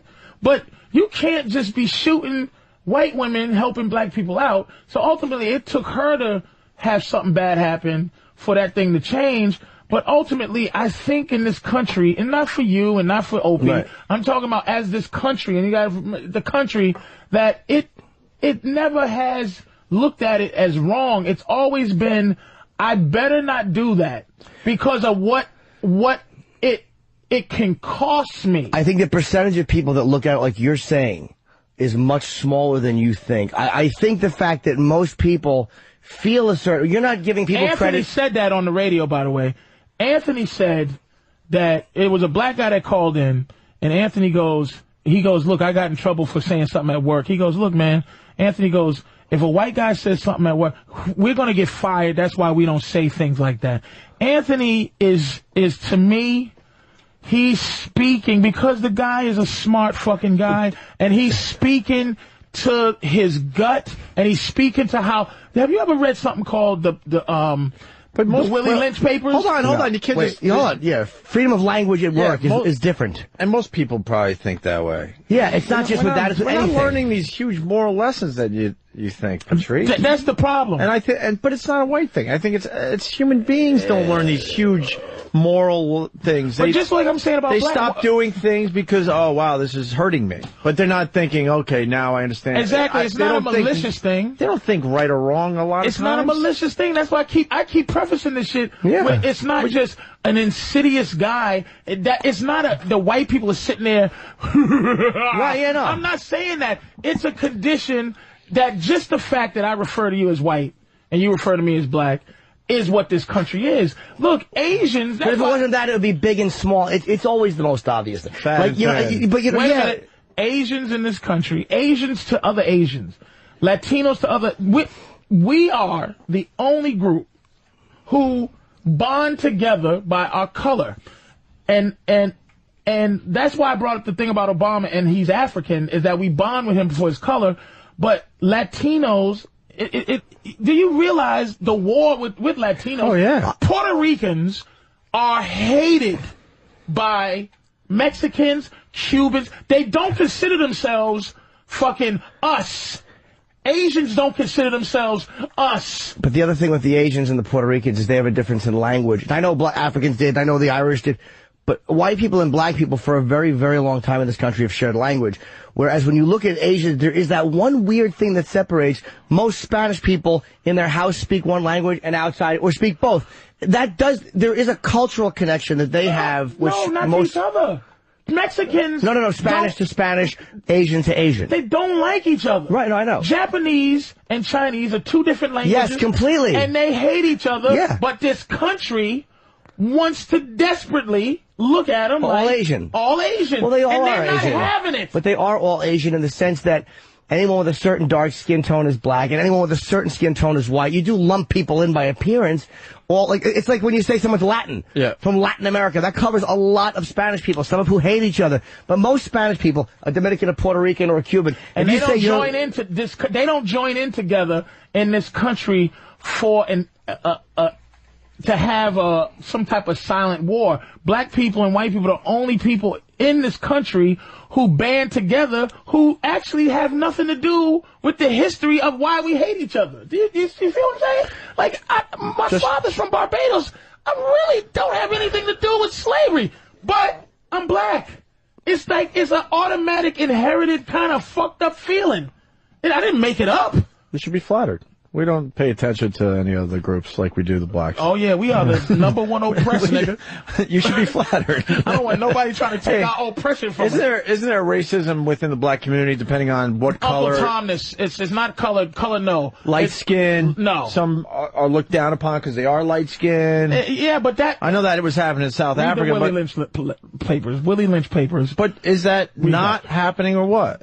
Not as much as it was, but it is like that. Fuck that. It's like the School Days thing with Spike Lee. You know, the wannabes and the jigaboos. That old black bitch. Oh, look at that. She got good hair. And it's all from fucking slavery, Opie. Right. It's big. It's a fucking big deal that we don't even know what the big deal is. But again, if it wasn't slavery, maybe it is in this case. But over in Africa, it's tribal. Or over somewhere else, it's something. There's always a reason why people are going to fucking infight. Like, again, when you look at, I don't know enough about African tribes, but I know that when one tribe would conquer another, they would enslave the tribe. And I know it wasn't the total degradation that they suffered at the hands of Europeans, the total removal of everything. But it was still, we're murdering you and enslaving you. It wasn't polite. But they probably removed a lot of their... being. Yeah, of course. But I'm saying it wasn't probably not as dehumanizing as what happened here. Here's the thing. It's like, okay, you can do two things. One, you can be completely focused. See, that's the thing I love about the white experience is that you can be completely focused on you. Meaning, you don't have to defend anything white. If it's wrong, it's wrong. Right. It's just like, hey, this is my issue. You don't have to take up, if a white guy does some dumb shit, all you have to do is go look at that dumb motherfucker. You don't have to associate with him. My thing is, I would love to get to a point where, okay, I got two choices. One, I completely just focus on me and do what I can to do the best for me and not think about blackness at all. Just not think about it. Just take it all as, hey, officer, you're doing your job. If I could think like that, life would be easier in my gut. But ultimately, if you think for a minute about the plight of a people, you know what I mean, and how people are presented to the world, you can't help but be fucking upset. It's just like, that's what I'm saying. It's like, look at the stereotype. And I always bring Jews back because they have the only plight that is close. You know what I mean? Like gays, there wasn't like all gay slaves at some point in this world. So it's like Jews their stereotype is they own the banks, the media, they rule the world, they're bastards running the puppet strings. For a people to had upgraded themselves, pulled themselves up to the level of that's their stereotype, I just want to have a goddamn decent stereotype as a nigga. I want to have a stereotype like, big dick. You know, you got it. Thanks. The intellectual one. Thanks for my big dick that I don't have. If that was one, you know what I'm saying? But I watch a lot of porn, and there's some giant white dicks floating around this planet. Goddamn right there are. Giant. Yeah, goddamn right. So it's ultimately, it's an opportunity for me, because there are some unspectacular, boring, mediocre black people out there. Yes, I'm sitting next to one. Come on, folks. So, You got some good, just positive stereotypes, though. Name 30. It's all slavery. It's all crack of fear. It's all physical stuff. Yeah, run fast, jump high. Well, what's wrong with that? And again, here's another thing that fucks up is the gender line, because America don't give a fuck about black women. Black women don't scare America. Y'all love sassy black flip mouth black women. I don't know. Oh, Lord of Jesus, watch out. know. Give me a break. I should be. Chief, you a crazy motherfucker, Chief. Hey, Florence, get your big head out of here. They love, you never see a fucking, that's why Obama's so wonderful to people, is that it's a black man in that position, because America never fucks with because you're afraid that we gonna get some type of goddamn Negro revenge. I'm more afraid of Michelle Obama than Barack. Why? I don't know. You love Michelle Obama. She crazy. No. Michelle Obama's not like she crazy. Michelle Obama seems very radical, and I know Barack's much more radical than that's not. Sure. They sat. Yeah, look at his wife. Which is fine, but they sat in church with fucking Jeremiah Wright for 20 years. They knew it, and I'm actually fine with it. And I can't take them to task for that any more than I can take Bush or anybody else for sitting there believing that Christ pushed a big rock out of the way. It's like, if you're going to call people, if you want to call people's religious... don't believe in dinosaurs. Anybody that doesn't believe in dinosaurs is unreasonable. You're a fool. I don't want to talk to you. You're a blithering idiot if you don't believe in dinosaurs. You don't believe in dinosaurs, you fucking asshole? You're a fool. That's always a tough conversation to have with somebody. Hey, you don't believe in dinosaurs? What are you, a dick? Let's at least agree there were dinosaurs. Can we agree on anything? We're not going to agree there were dinosaurs? Fucking dinosaurs?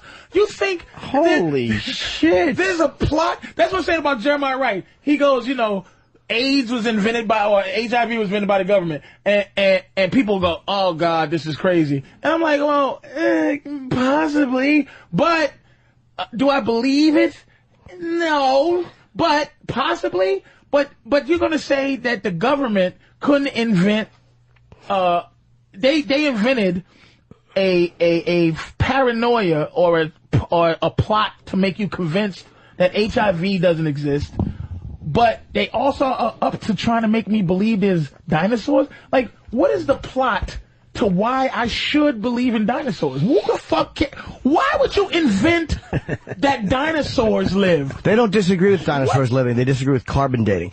They understand They think that dinosaurs are real. Okay. They just think the carbon dating was wrong because they're blithering fucking idiots. And then what's the carbon dating? Carbon dating says how you the figure out truth how old something 60 is. million years ago, and which destroys the literal biblical idiocy they're living with. So wait, so the dinosaurs were here, 6,000 years with people too. Yeah. They think that dinosaurs and people coexisted. They acknowledge dinosaurs. Dinosaurs existed how long ago, Jimmy? Like 6... Well, the Jurassic area was 60 million. I mean, I know that, but what they're saying is just a mere 6,000 years, yes. A few thousand years ago, All dinosaurs and humans walking. Dinosaurs and Pontius Pilate. And were the just whole... relaxing Yes, together. and Christ was but the writing whole one, yes. dinosaurs living millions of years ago is insane. Yes. That's what they think. Because they don't acknowledge evolution. Yes. And that's the argument that I just can't have with people. Unreasonable. I don't even feel like going down that road. I'm a reasonable guy. Like, if we go back to the gay thing, I don't want gay people to think I'm fucking... I just go, please give me a convincing argument to make me go, you know what, that's very, very fair. And that's how you know it's been a long morning when Patrice O'Neill says, I'm a reasonable guy. I'm reasonable. Who are you trying to kid? I'm not reasonable. I'm exhausted. Yeah. It really is. It's reasonable. been a 4-hour temper tantrum. Yeah. Jesus. You cocksucking motherfuckers. Anything else you want to get off your chest while we're here as your punching bags? This 5 hours is exhausting. Anthony. But he's different. Anthony refilmed Birth of a Nation 6 times. I love Anthony, but I am watching my friend unravel. He's coming apart at the seams. He's coming apart. Every day. At the seams. You motherfuckers, Patrice is, what? You're very unreasonable. But Anthony's coming apart. Anthony's almost beyond help. Patrice. You're still within the realm of help. Anthony is unhelpable. Anthony will only be helped. And that's what white people want. Turn the other cheek, niggers. No. Shit. Ant's making a good point about, Jimmy's making a good point about Ant. No, I'm talking about Anthony. Yeah. I'm saying that you're still salvageable as a person. Anthony. I don't want to be salvageable as long as Anthony's around. Anthony's going to come out of it someday in a psychiatric hospital, mumbling something racist. And even people who are like his family are going to go, you're taking it too far. And this is beyond taxes. It's bullshit. Do you understand we're doing a radio show with the next I'm mad as hell and I'm not going to take it anymore, guys? It's fucking... How great is this for us? Absolutely. He's fucking Peter Fish. This is network, man. He really is going to walk... We're living network. This is exciting. Except he's not going to inspire anybody to do anything. Right. Anthony... Yes, he is. No.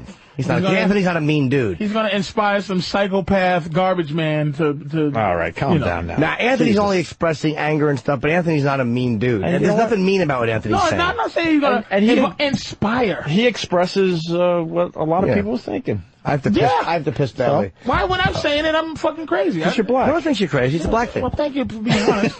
Shit. At least I get that from you motherfuckers. All right, we're going to take a break. I don't know. The sex thing. We could do that. Got a pastor preaching 7 days of sex. What are the people on we have phones of people that hold on for hours? Well, we got John, Connecticut. At least our hatred for gays can bring races together. We got Rich in Connecticut. How can anyone believe people and dinosaurs existed together? Pat in Belmore. Religious freaks also say God put dinosaur bones here to test our faith. Oh, my God. Does somebody actually say that and nod? Religious freaks do. How dumb are people? And you wonder why we have problems in this country. Those motherfuckers are stupid. But it's like, how do you expect to work out? I would never argue with a religious freak. I can't be bothered. I could argue with you all day, Patrice. Because they're based in a faith I can't be bothered. There's no prejudice. There's not many prejudices that are as unshakable as a religious person's faith. Because when you argue religion with somebody and you can hear how they're so rooted in it, it's because they were raised from day one thinking that. And to fucking shake them from that is this admission that everything has been just nonsense. All those hours I wasted? Yeah. Let's go to Chris in Florida. Am I that big of an idiot? Chris in Florida writes, gays just want equal protection under the law. This guy... I said that! In Arizona, he says he's gay. We're up against church-funded psychos who want to block our rights. His marriage is a church issue. Keep it out of government. No, it's not. The courts are not done by the church. Right. And the courts are the church isn't doing divorces, okay? The fucking courts are. It's not a total church thing. Of course it's not. And if black people bond so much, why is there so much black on black crime? We don't bond so much. That's what I'm saying. It's the statement that he hasn't been listening to anything. And a lot of people would say that was a certain self-hatred in the black community, which was put there because of all the years of mistreatment, that now people just start attacking each other. I mean, that's what some people would say. I would not be one of those people. Are we, actually would kind of. Any of these guys you want to talk to, or just clear the line stuff? I wouldn't mind talking to one of the gay guys. We don't get a lot of gay calls. Yeah, I do want to pee first. I want to hear a reasonable. All right, what's your name, sir? Reasonable, man. I'll be right back. Arizona. This is Dan. What's up? Hey, Dan. What do you got today? The cocksucker. I just want, yes, the cocksucker.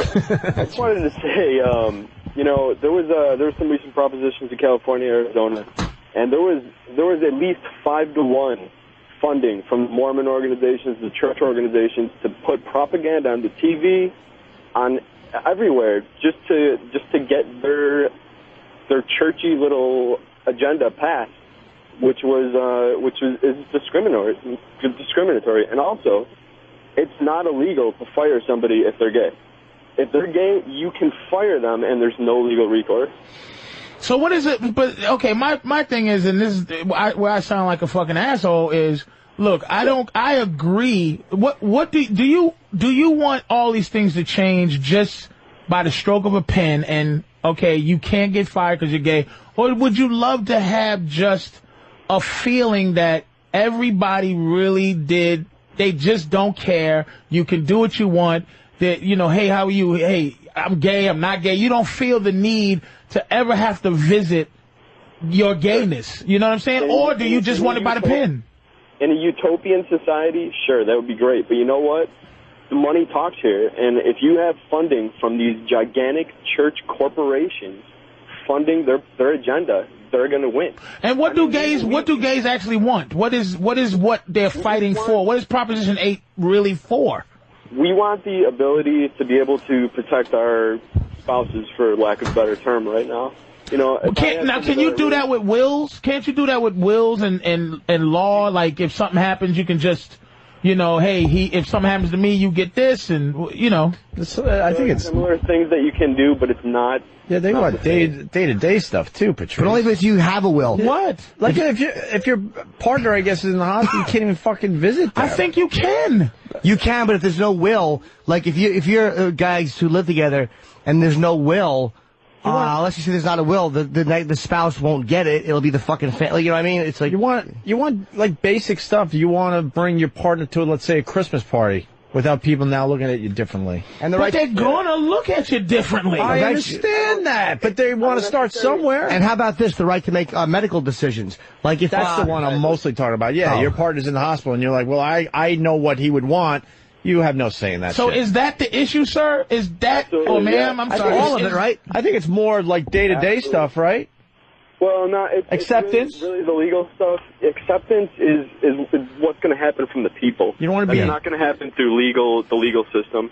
But just going also to a point Patrice made, which is, you know, you guys got to stop comparing us to the black plight. And I agree. You know, it's not the exact same thing. I don't think gays should be saying, oh, we're in the exact same position as blacks were years ago, because we're not. You know, we're not discriminated against quite as badly, but there still is definitely discrimination there. And I'm agreeing. I'm just saying that you're not. If talking about platforms and how people respond to different things, you cannot make me join you on the platform of just, hey man, I want to be able to. This guy I love, I want to be able to decide whether his organs get to go. I want to be able to be a family member. I want to love him and get the same rights from loving him as anyone else does. But to say it's a civil rights thing in terms of comparing it to what we went through, which is, it's just not a choice. Like if you ask a black person, there might be black people that go, you know, I don't want to be black. Like for real. I agree with you, and the only thing I can say is I don't know. Can I suck your dick to change it? I was gonna say you sound like a reasonable gay guy. Like here's the gay guy that needs to be the gay spokesman. But that's just like the difference is, like, okay, Jesse Jackson, who is the black spokesman, but he's black. Like he's super black. Right. So it's like he's James Brown black. But it's like gay people. When people think of gay, they don't think of this fucking guy. Like, let me try to bring some comedy back into the show because it's been about 4 hours. Thank you, sir. So if Jesse Jackson is the black spokesperson for the black people, who would his equivalent be in the gay community? Would it be very Harvey Firestein? Exactly. That's what I'm getting at. We want to just we want the right to love. Shut up, sissy. That's what I'm getting at. Like, you know, if there was a Republican, straight-laced Republican lesbian, right, who you go, oh shit, look the lesbian? Yeah. No, like. Sarah Palin lesbian? If Sarah Palin was a lesbian. Or perhaps if Condoleezza Rice was one. Yes. But Ellen's one. Ellen is the spokeswoman. She looks like Opie.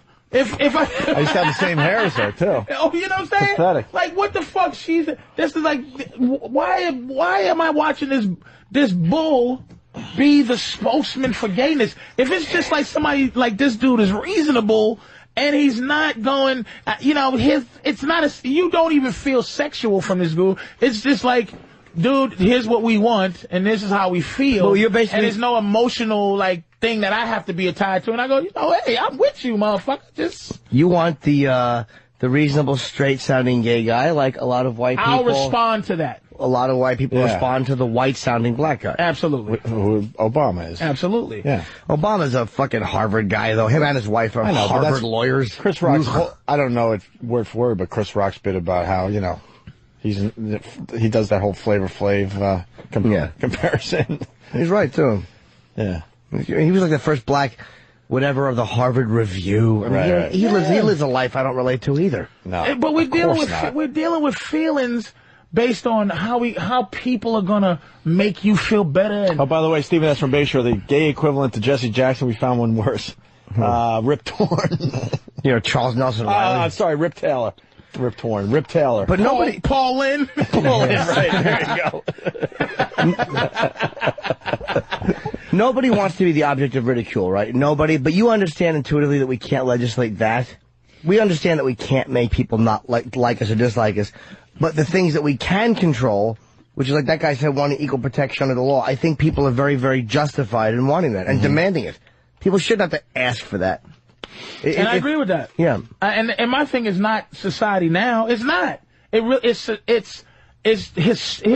you didn't learn history, if it's possible to get rid of history, it wouldn't be a problem. Like, do people think that fucking Indians feel better because they have casinos now? Like, them motherfuckers are footnotes in history.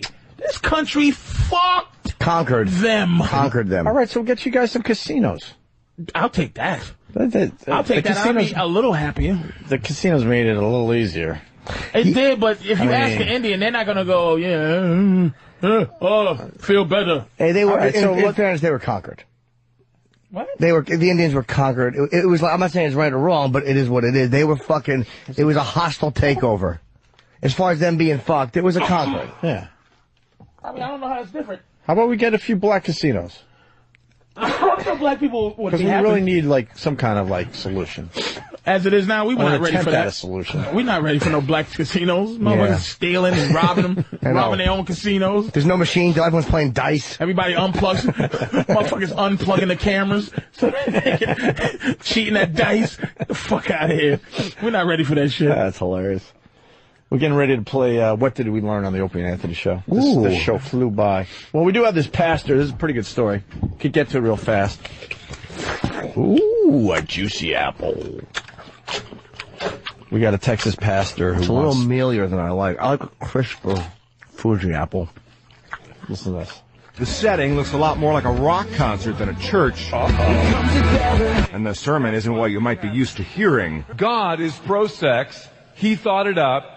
It was his idea, and he wants those of us who have said, I do, to do it. Pastor Ed Young of the Fellowship Church in Dallas made headlines last week by calling on married couples to have sex every day for a week. That challenge started Sunday and runs to next week. You show me someone's sex life, and I'll show you the temperature, the tone, and the tenor of their relationship. Young's non-denominational church has a congregation of 20,000. The media attention has given Young's challenge far greater power. And it's a topic that we can talk about with our friends who are non-Christians, and they're intrigued that the church is willing to talk about it.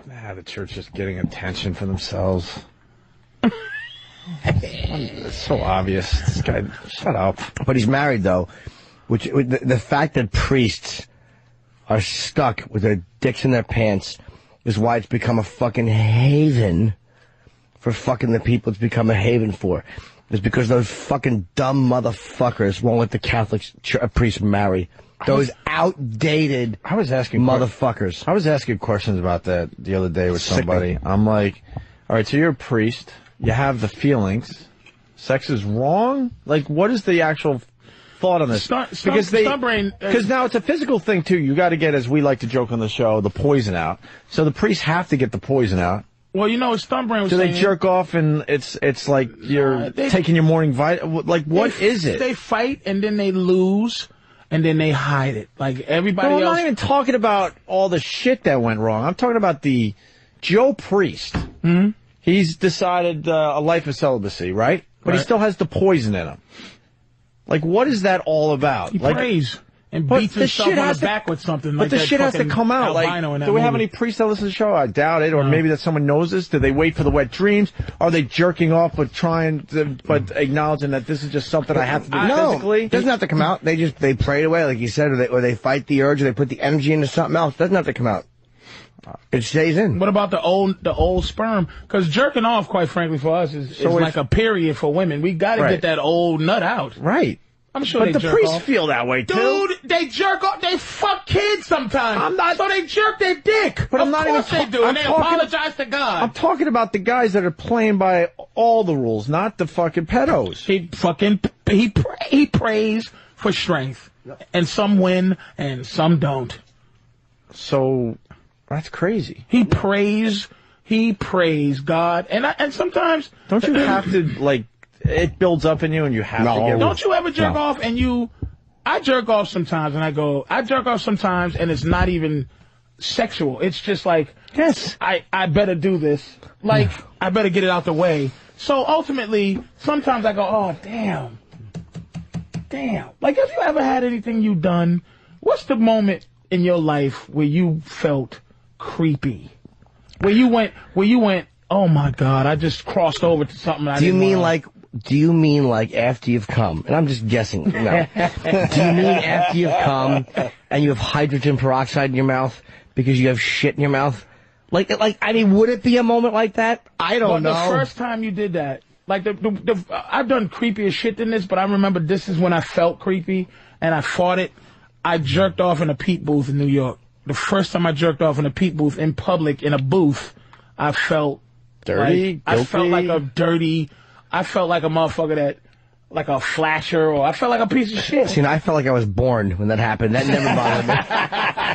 I felt like a caveman when he first sees the sun. Getting ready for What Did We Learn on the Opie and Anthony Show. Second part of the sex story with the pastor. Young delivered his sermon in front of a bed that he said represented marriage. Stanchions around the bed represented barriers like kids and career. And if we aren't happy together, if our relationship is damaged in any way, we can't give it back to our kids. We can't pass it down to the people we're around. And while Young says the church has historically been silent on sex, he says sex in the context of marriage should be talked about. It's a God-given thing that he gave us, and only the world's view of it has distorted it. We'll see next week, but I think it can only help us and strengthen our relationship. So we'll definitely see. 7 days, it's a challenge, so I'm up to it. We'll know in a week if the challenge worked. Challenge, shut up. Just getting attention for that particular church. Hey, did you get some? Fuck. Yeah, that was a bad one. We were supposed to do Raisin Bran Monday, but I'm so happy. We're supposed to do the complete opposite show than we're doing today. I was cutting a couple of hot, juicy ones, and I fanned them over, and it was fucking great. It was like an aerial view of watching the troops. So all I had to do was just watch his nose crinkle up. A true crop dusting. That ain't good. You sick. Hey, Jim in so Wayne, New happy that Jersey. happened. Priest friend of mine. Yeah, I don't know who to believe. Priest friend of mine. No, they have porn. They jerk off. Again, some do. I but really I'll want to bet know the ones who answer don't. to this. You meant the ones who don't give into it, right? Like you're talking about the ones that don't jerk off, which a lot of them don't. I'm sure some of them obey the rules. What is the rule of the church if you're trying to be like sin to masturbate? Of course, it's a sin. It's a Not all that sin. sexual shit. They're awful. They're repressed, and it's dishonest and outdated and awful. God would understand. God's a human fucking You think being. Christ cared if people God jerked off? understands everything that happens on earth. He watched. Christ watched a leper's tootsies. He doesn't care if people are I'm gonna tell fucking you whacking something. their bags. If we murdered each other like a lion murders antelope, it wouldn't be a sin. It's a sin because we created the idea that God and evil and good and the devil. If I ate a motherfucker and I hunted him down because I was hungry, that shit is not. That shit ain't a sin. It ain't a fucking sin. That's right.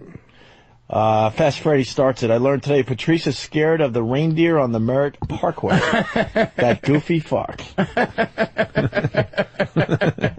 The Merritt's scary, man.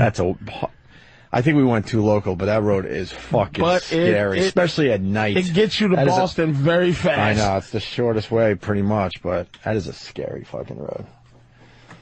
You want the stinger? Yeah. Oh, we have the stinger? The brand new stinger for What Did We Learn on the Opie and Anthony Show. Here comes. What did we learn? What did we learn?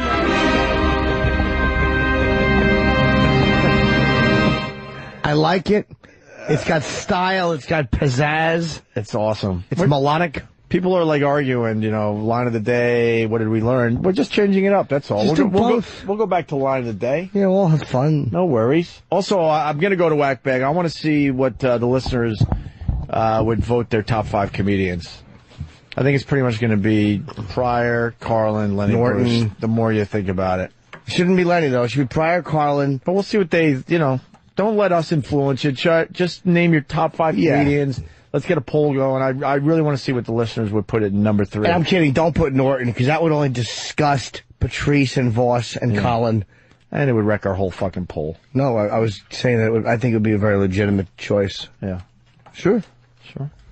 The fact that you said go to Whack Bag and ask that. You think they're going to have Pryor and Carlin? They're not going to have Pryor and Carlin. Yes, they will, dude. Sure they will. If they're being honest. You got to believe. They love those guys. Pryor and Carlin they're not that, Carlin more so just because he performed up until like last year, whereas Pryor kind of stopped in '83. And, it was harder for Pryor because so many people have stolen his shit since him. People who like Pryor stuff, like when you listen to it, it doesn't hit you the same way because socially the country has changed. And a lot of people who grew up not watching Pryor, who grew up, say, starting with Murphy and guys after him, then see Pryor afterwards, and it's like, oh, the black thing. They're not seeing. They've seen the carbon copies before they've seen the original, which is it's like people who watch the American Office before they watch the British Office. A lot of them will enjoy the American Office and think, oh, the British one, instead of understanding the British one. British way better, but they're 2 different shows now. Yeah. I like the American Office, but I don't compare the 2 anymore. Adam in Detroit, today I learned that the Indians were XM and the white man was Sirius. That's pretty good, actually. It's a damn good point. You know what? I got to say, I spent most of the weekend just spinning around the old dial, the old satellite radio dial. We got some fine choices through this merger. I fucking did the same thing. Say that. Yep. Some of the DJs got to shut the fuck up and stop acting like regular radio guys, because that's not what this whole thing's about. You have to look down and go, oh, that's right, I'm listening to satellite. Because some of these guys are acting like they did in the regular radio world. You don't have to do that shit. Yeah, another fart going. I did the same thing, and I was. Hair Nation I love Hair Nation. I like Boneyard better than Hair Nation. I love Boneyard Hair Nation. First Wave is way better than Fred ever was. I never heard Fred. It's just all that new wave stuff. They play a lot more. They play more hits, which I don't mind because regular radio's not really focusing on a new wave for the most part. They'll do an hour here and there. Channel 18. What's 18? Elvis. Oh, the Elvis channel? I don't love the AC/DC channel or the Zeppelin one. I like both of those bands, but I don't think that they have the catalogs that Elvis did as far as the amount of different shit you could play. You have to pay for this? No, because the merger, they just gave you more choices. I love it. They really did. I mean, just right now, some of my favorite channels. Radio, these are things you have. They got they got the Jimmy Buffett channel. I'm not a huge fan, but Margaritaville, yeah, it's good. But I checked it out, and in between doing Buffett songs, they had a cool Allman Brothers channel. Like, right on, man. One thing they got to do, which is dumb that they haven't figured this out, and this might have something to do with free subs in cars. I don't know, but we can't get, if you're an employee, we have a free account because we're employees. Right. We can't get like Howard 100 or any of these other ones that they're promoting, like that are pay channels, like football, and a lot of the serious employees might not be able to get Opie. It's like, that's just we're stupid. the guys, it's just, well, it's an oversight. We're the guys you should be giving it to for free because we can talk about it. And I can't report on Howard 100 or I can't report on fucking the NFL, their coverage on Sirius because I can't hear it. And we try to get it, and they're like, yeah, pay for it. Like, what? We're the ones that are going to be pushing this out for you. It's like you should be smart business-wise. They want us to read promos about how great it is. How about you give it to us for free? I've never heard them. So we can listen, because here we are doing a little set on the changes, and we can't comment about Martha, Howard, and any of them, because I have not heard their channels. I haven't heard NASCAR radio in, how long now? A couple years. They should figure out a way to do that. We have to just sit here and go, it's great. I don't know if it's great. I can tell you that Hair Nation, I'm loving. First Wave, I'm loving. Margaritaville, when they're not shoving Buffett down your throat. AC/DC, not so much. The Zeppelin thing, great. Classic Rewind is a pretty solid channel. That Elvis channel is fucking great. What else do they do on the Elvis channel, though? All I heard was Elvis. Really? Yeah. They got to throw in some other stuff, though. They usually do. Just probably, but mix it up a little bit.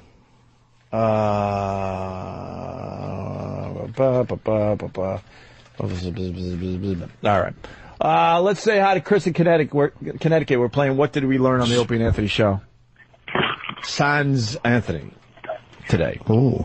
He'll be back tomorrow, and I'm sure he didn't listen today, so he'll have nothing to say about today's show. What do you got, Chris? Yeah, I learned today that slavery is impolite. Yeah, slavery is impolite. Patrice? I would say it's quite... Yeah. Hannibal Lecter would say it was discourteous. It could have been a little more tickly. Miggs threw cum in her hair, and all he said was, discourtesy is unspeakably ugly to me. Unspeakably. He considered that discourteous to throw a crazy man load into the hair of a girl. I would love to talk somebody to death. I would too. Well, I'm sure you have and don't even know it. Look at it. Look at it. Opie's like, oh, nigga, I'm about to die. No, I got some shit to do. That's all. What do you got to do? I would love to stay. Wedding stuff? Yeah. All right. Opie, the new Liquid Metal sucks. I haven't checked out Liquid Metal. Hey, Opie, they brought in all the serious DJs and they play a lot of shitty radio metal. I want Boneyard and Eddie Trunk. Are you not doing the dues so that your honeymoon could be explosive? What?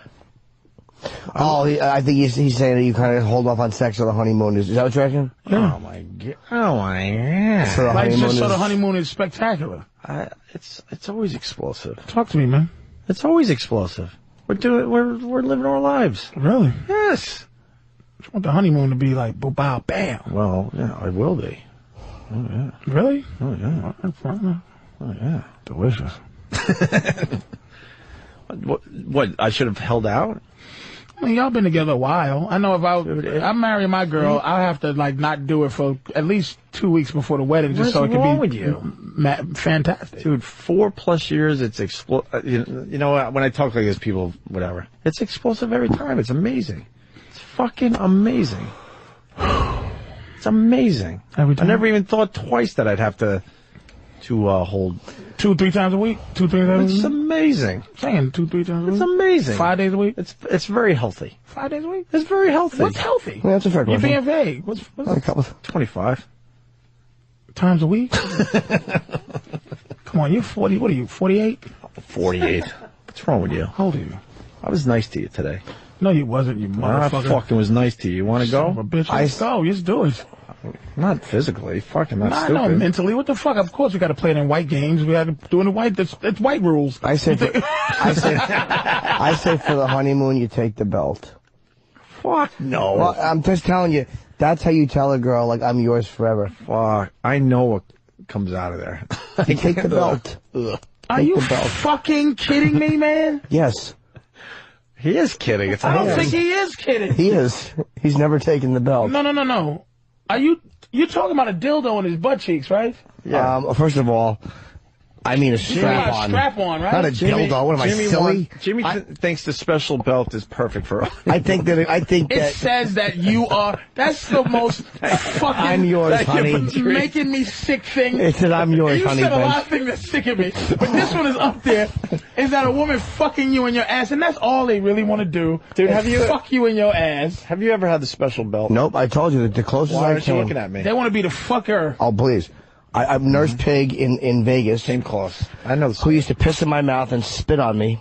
But we're off the air. Now tell me the truth. She took the strap on, and I had no real desire to ever be fucked with a strap on. Greased it up, and you just made a No. like a grunting noise. She looked. There was something bizarrely sexy about her in that because it was so perverse, and because I thought she was so sexy. So she knelt between my legs, and she was slapping my ass with it. And it was so dirty that she was doing this and so inappropriate. I liked it because she was dirty. But then when she pushed it, she tried to push it and it hurt and I stopped her. Because that's not a desire. It's not a physical feeling that I want. But with her, it was such a perverse, because she was like a golden shower mistress who would also fuck you, which is rare that you get that combo. And literally, she'd be pissing in my mouth, go, that's it, drink your wife's piss. She weren't. If this is gay, because you know a lot of the mentality behind a lot of feelings.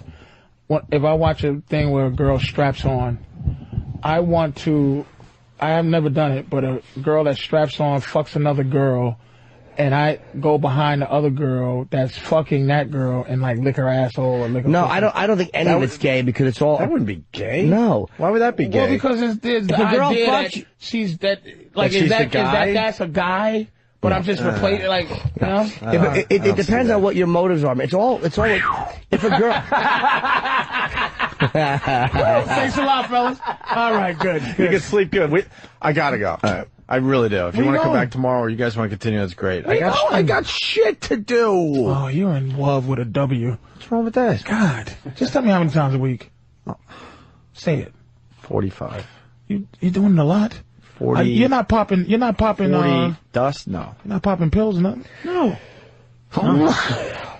Wow. It's not even gay if a girl fucks you with a strap on, I don't think, unless that's what you want it to be. It's gay if a girl puts you know what? half a pinky in your ass. No, that's wrong. You know what? It's incorrect. And we've talked about this a bunch over the years, and we lose the argument every time. These phones will go fucking bananas with guys saying it's absolutely not gay. The finger, the strap-on, the whole fucking thing. Is it gay because it feels good when you shit? I mean, the asshole feels good when you shit. Does it really? It's just, Jesus Christ! It's like climbing Everest. You know what feels good when I shit is if I take one that feels done, like just a finish out of your colon like this, I feel healthier. You know, there's a tapering going on. That feeling of your asshole. If you want to give a woman something taboo, like it doesn't mean it's gay. If a woman is strapping on and fucking you, if you really want a guy to fuck you, well then that's kind of a gay thing. I gotta go. Fuck. Can we talk? Look at 10, 15 minutes. I'll see you at the wedding, man. Yeah, you guys, You guys continue that. Yeah, I don't want to do more. Would be great. Go to 12 today. No. Today I learned that there's a replacement racist for the show when Anthony's not there. A replacement racist. That's right, racist. I should take that. That's as from a compliment. Lithuania. What do they know? Fast Freddy, today I learned if you want to celebrate MLK Day properly and with respect for the black man, come on out and see Jim Norton live at the Borgata. All right. WebEx.com. Thank you for What Did We Learn? Hold meetings, make presentations, do it from the comfort of your own home or office. Check it out at WebEx.com. Good day, sir. Yeah, Thanks for asking me to come in to replace the lovely Anthony, and I'm sure me and him will talk soon. It was great. I'm going to take a piping hot shit. You need to. I got a mess. Your kidneys are bad, motherfucker. You got bad kidney smell down there. Oh, it's good. That ain't good, man. Yeah, it's healthy. That's from an organ. That ain't just colon stink. That's death. Yeah. All right.